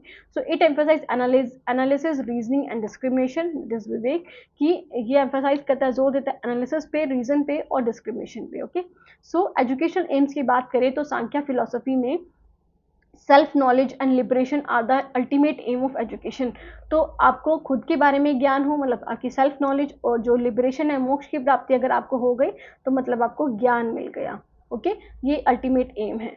सो डेवलपमेंट ऑफ डिस्क्रिमिनेशन मतलब विवेक, ability to distinguish between permanent and impermanent, जो चीज़ परमानेंट है और जो इम्परमानेंट है, उन चीज़ों के बारे में जब आप क्या करने लग जाओ, जब आप इन चीज़ों के बारे में डिस्टिंक्शन आपको पता चल जाए कि कैसे अलग हैं ये, तो आपको नॉलेज की प्राप्ति होगी। Cultivation of intellect, reason and wisdom, not just rote memorization. तो आप क्या करो, इंटेलेक्ट, रीजन और विजडम को कल्टिवेट करो, सिर्फ रोट मेमोराइजेशन पे ही ना फोकस करो। ओके, कि आप तर्क विचार करो, अपने बुद्धि की भी, मन की भी सोचो, और विजडम की भी, आपको सही नॉलेज प्राप्त हो। सिर्फ ऐसा नहीं कि आपने रट्टाबाजी करके कर लिया। So harmonious development of body and the spirit, कि ओवरऑल डेवलपमेंट होना चाहिए किसका, प्रकृति का भी और दिस पुरुष का भी, मतलब आपकी स्पिरिट का भी और आपकी बॉडी का भी ना, जो आत्मा है और जो बॉडी है वो आपकी प्रकृति है, और जो आपकी आत्मा है वो स्पिरिट है। So education as a means to overcome ignorance and achieve inner freedom. तो एजुकेशन कैसे आ सकती है, जब आप ये जो इग्नोरेंस है, अविद्या है है ना, उससे आप छुटकारा पालोगे, उससे आप सुलझ मतलब उससे आप निपट जाओगे और आपको इनर फ्रीडम मिलेगी, है ना, मतलब आपको पता चल जाएगा कि क्या पुरुष है क्या प्रकृति है, कैसे आप इन दोनों का डिस्टिंक्शन कर सकते हो। ओके, सो करिकुलम इम्प्लीकेशंस की बात करें तो stress on scientific and rational thinking, rational study पे फोकस करते हैं, तार्किक सोच पर फोकस करते हैं जैसे मैथमेटिक्स, लॉजिक और नेचुरल साइंस पे। तो philosophy and metaphysics to understand Purusha and Prakriti dualism. और साइकोलॉजी एंड माइंड ट्रेनिंग की बात करें तो सांख्या एक्सप्लेन मेंटल प्रोसेस, तो जो सांख्या होती है वो मेंटल प्रोसेस को एक्सप्लेन करती है, जैसे बुद्धि, अहंकार और हमारा जो मन है वो क्या है। Okay, moral and spiritual education की बात करें तो to purify mind and cultivate detachment, की ये जो सांसारिक दुनिया उससे कैसे आप डिटैच हो सकते हो, हट सकते हो, और प्योरीफाई कैसे कर सकते हो अपने माइंड को।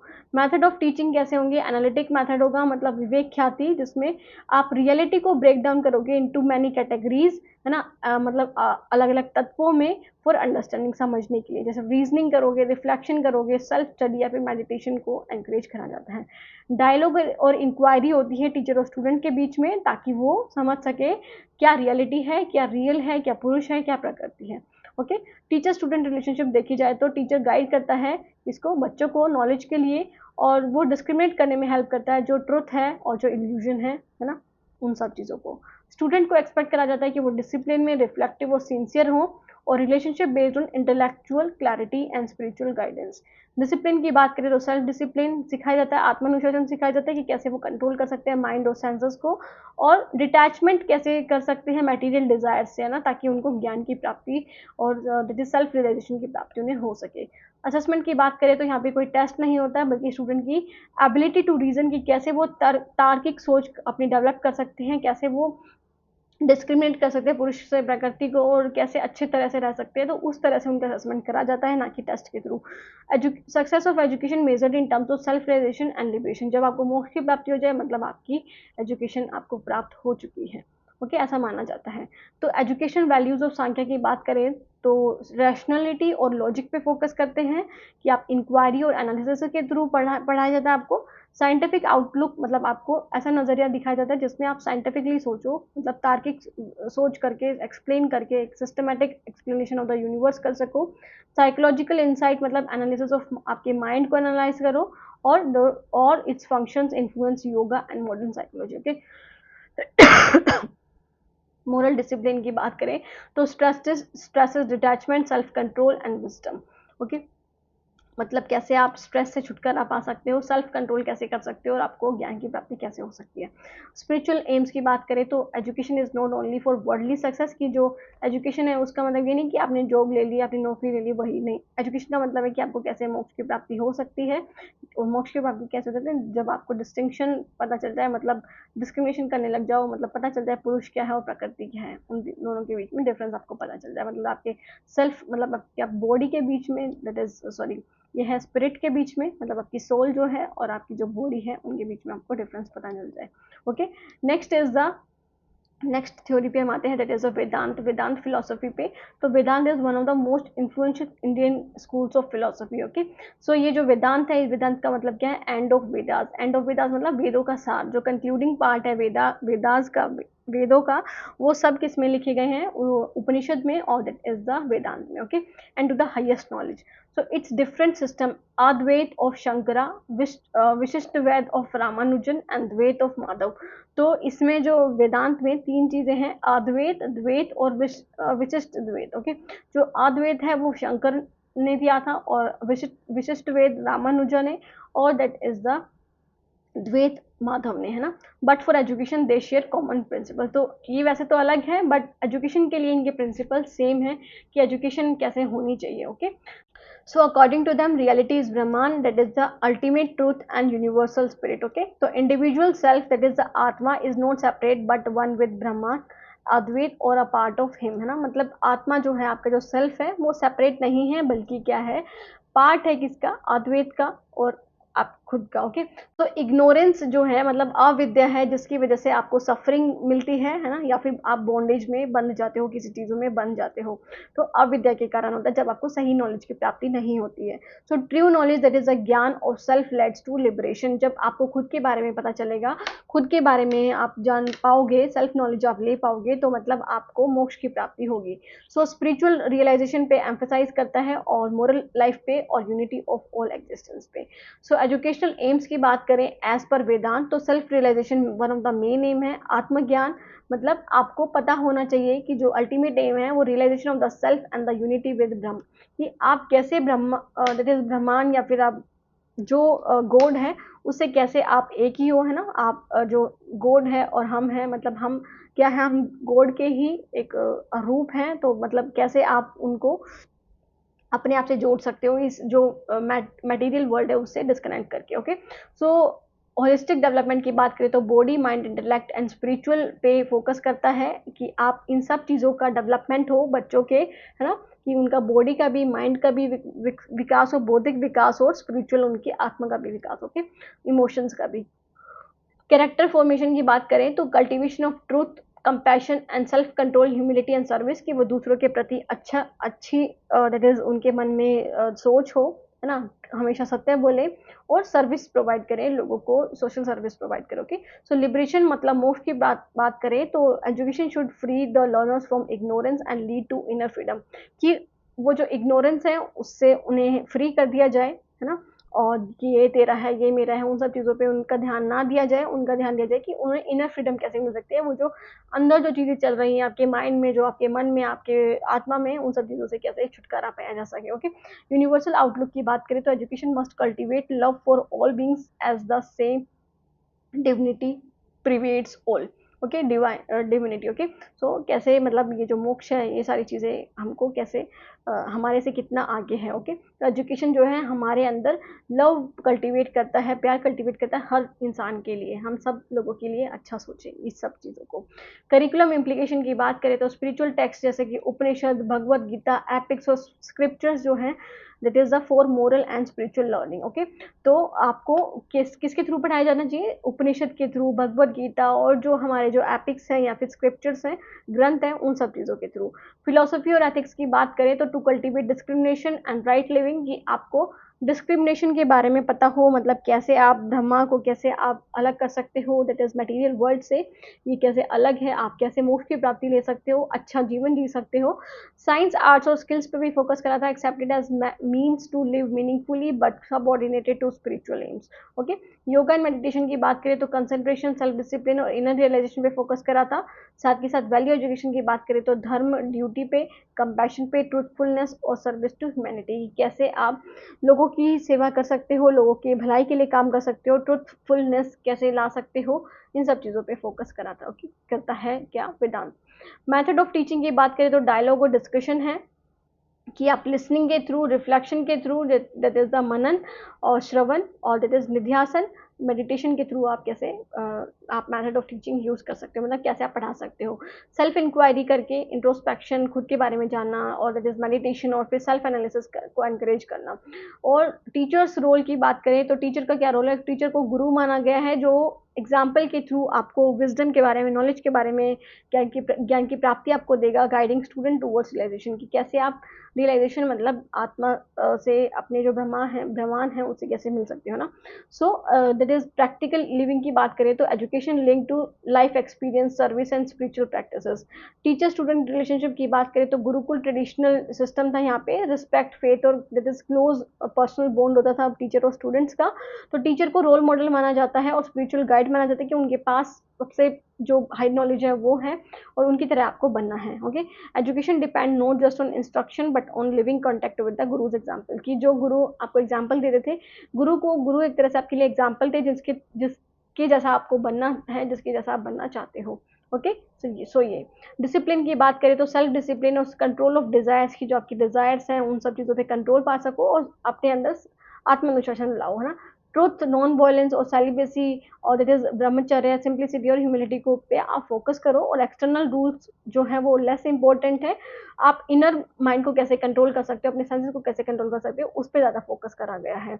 ओके, असेसमेंट की बात करें तो रोट मेमोरी को इन्होंने फोकस नहीं करा था, not just by rote memory but by wisdom, conduct and realization. Okay, success क्या है एजुकेशन की, अगर आप अपने अंदर ट्रांसफॉर्मेशन कर लो, लाइफ, अपनी लाइफ को, अपने कैरेक्टर को, है ना, अपने चरित्र निर्माण को।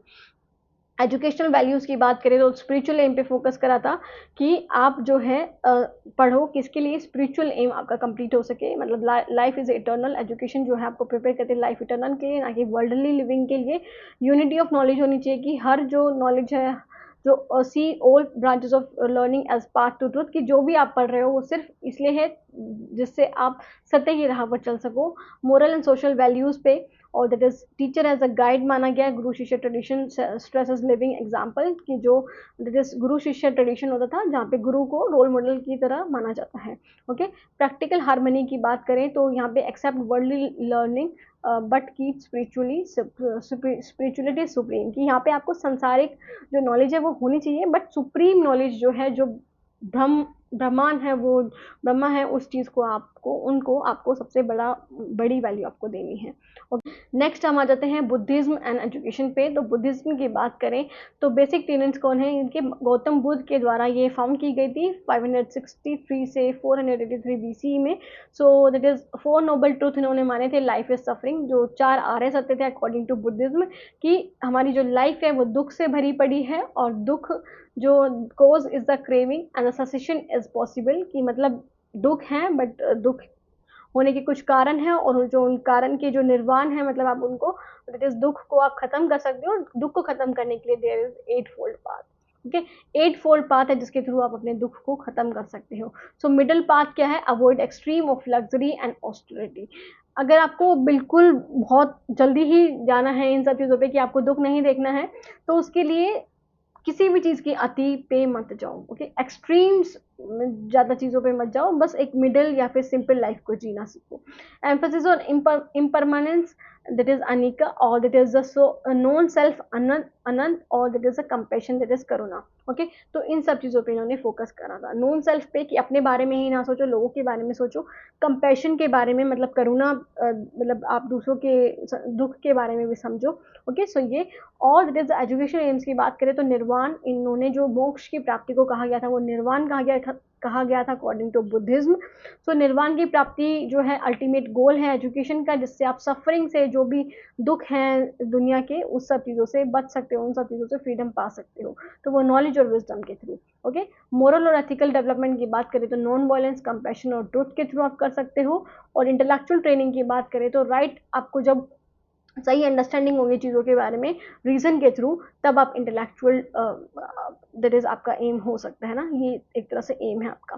सो सोशल एम की बात करें तो brotherhood, equality, removal of caste discrimination, की कोई भी किसी भी तरह का डिस्क्रिमिनेशन नहीं होना चाहिए, इक्वालिटी को प्रमोट करो और भाईचारा को प्रमोट करो। ओके, कि सब लोग एक ही हैं। करिकुलम की बात करें तो मोरल एजुकेशन पे फोकस करा था, practical knowledge, that is medicine, art, logic और फिलोसफी पे, रिलीजियस एंड स्पिरिचुअल टेक्स्ट जैसे कि बुद्धिज्म जो बुद्ध की जो टीचिंग्स थी उस पे, और जब तक टेल्स पे जो कहानियाँ थी रिलेटेड टू बुद्धा, उनके बारे में पढ़ाया गया था। Okay, language and literature, that is Pali, Sanskrit और अदर रीजनल लैंग्वेजेस में पढ़ाया जाता था इस टाइम में। ओके, मेथड्स ऑफ टीचिंग की बात करें तो discussion and dialogue, that is samvad के through, similar to Socratic questioning, और this preaching through examples and parables, और दैट इज आपको पढ़ाया जाता था एग्जाम्पल्स के थ्रू।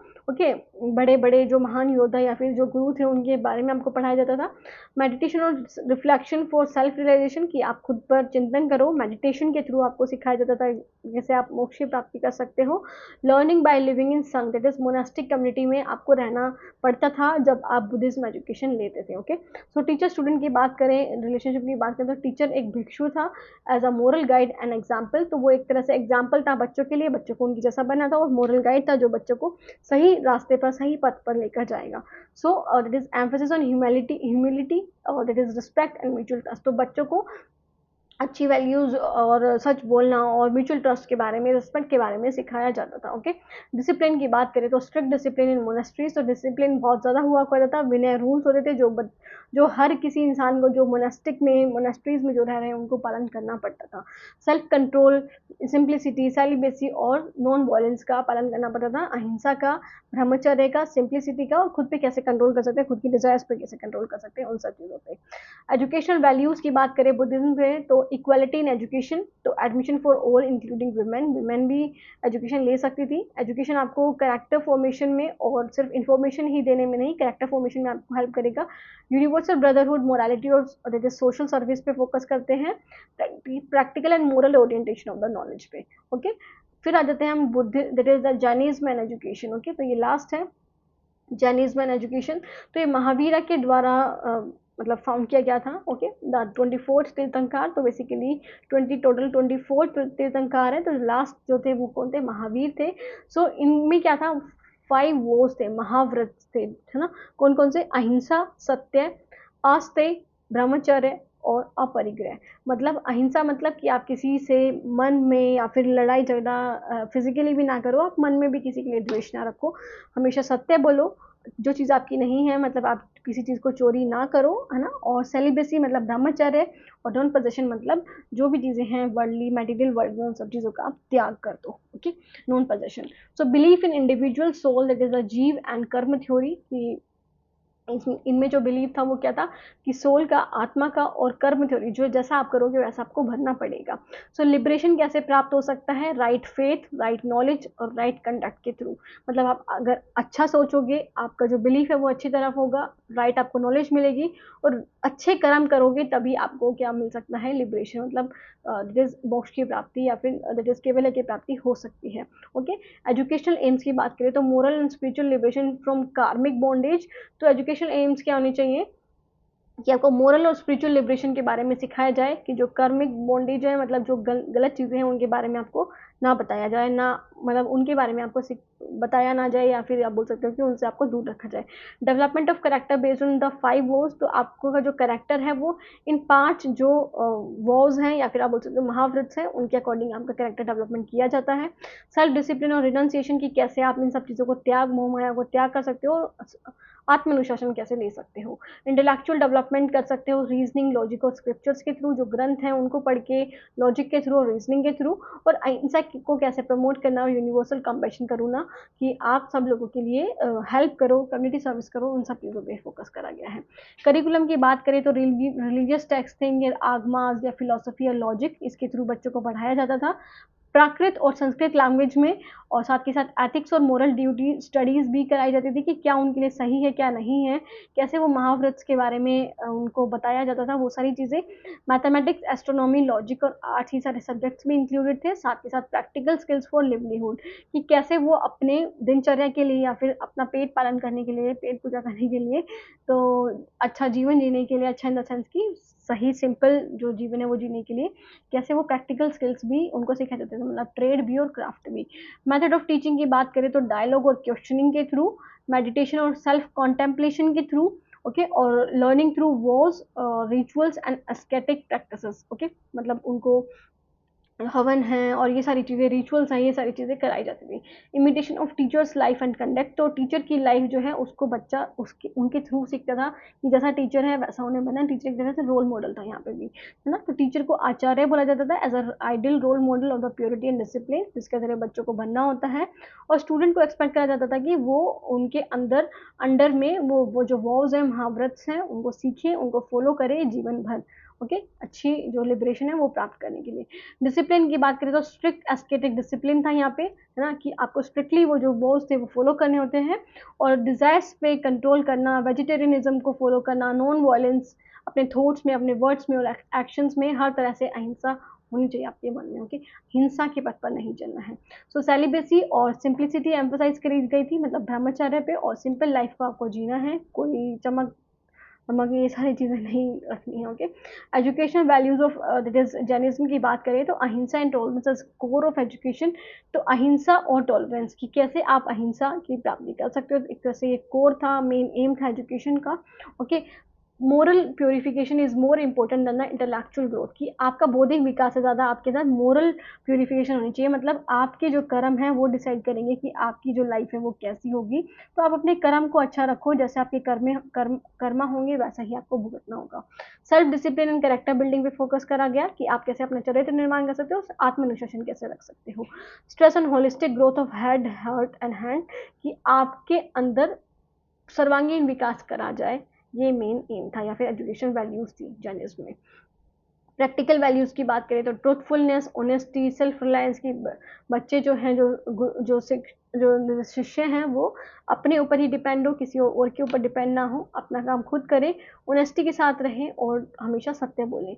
उन सब चीज़ों पे फोकस करा गया था यहाँ पर इसमें जर्नलिज्म में। सो स्टूडेंट, ये आपकी जो भी यूनिट है, that is the first unit आपकी फिलोसॉफिकल फाउंडेशन ऑफ एजुकेशन, ये कंप्लीट हुई according to the Odisha lecturer, that is education syllabus. कोई भी डाउट है तो आप पूछ सकते हैं, any questions you can comment in the comment box, और you can ask on my WhatsApp number. बाकी आपको नोट्स चाहिए तो आप, मैं दोबारा से नंबर लिख देती हूँ, दैट इज द 8307242545। इस पे आप मुझे व्हाट्सएप मैसेज कर सकते हैं अपने डाउट्स या फिर आपको जो नोट्स चाहिए उनके लिए। ओके, सो बाकी थैंक यू सो मच। बाकी जो यूनिट्स हैं वो भी जल्द से जल्द करा दी जाएंगी, साथ ही साथ आप JKPSC वाले क्वेश्चन सीरीज को फॉलो करते रहिए ताकि आपको हेल्प मिल सके। Okay, so student, thank you so much for watching the video. मिलते हैं नेक्स्ट वीडियो में, तब तक के लिए take care, bye, have a nice day.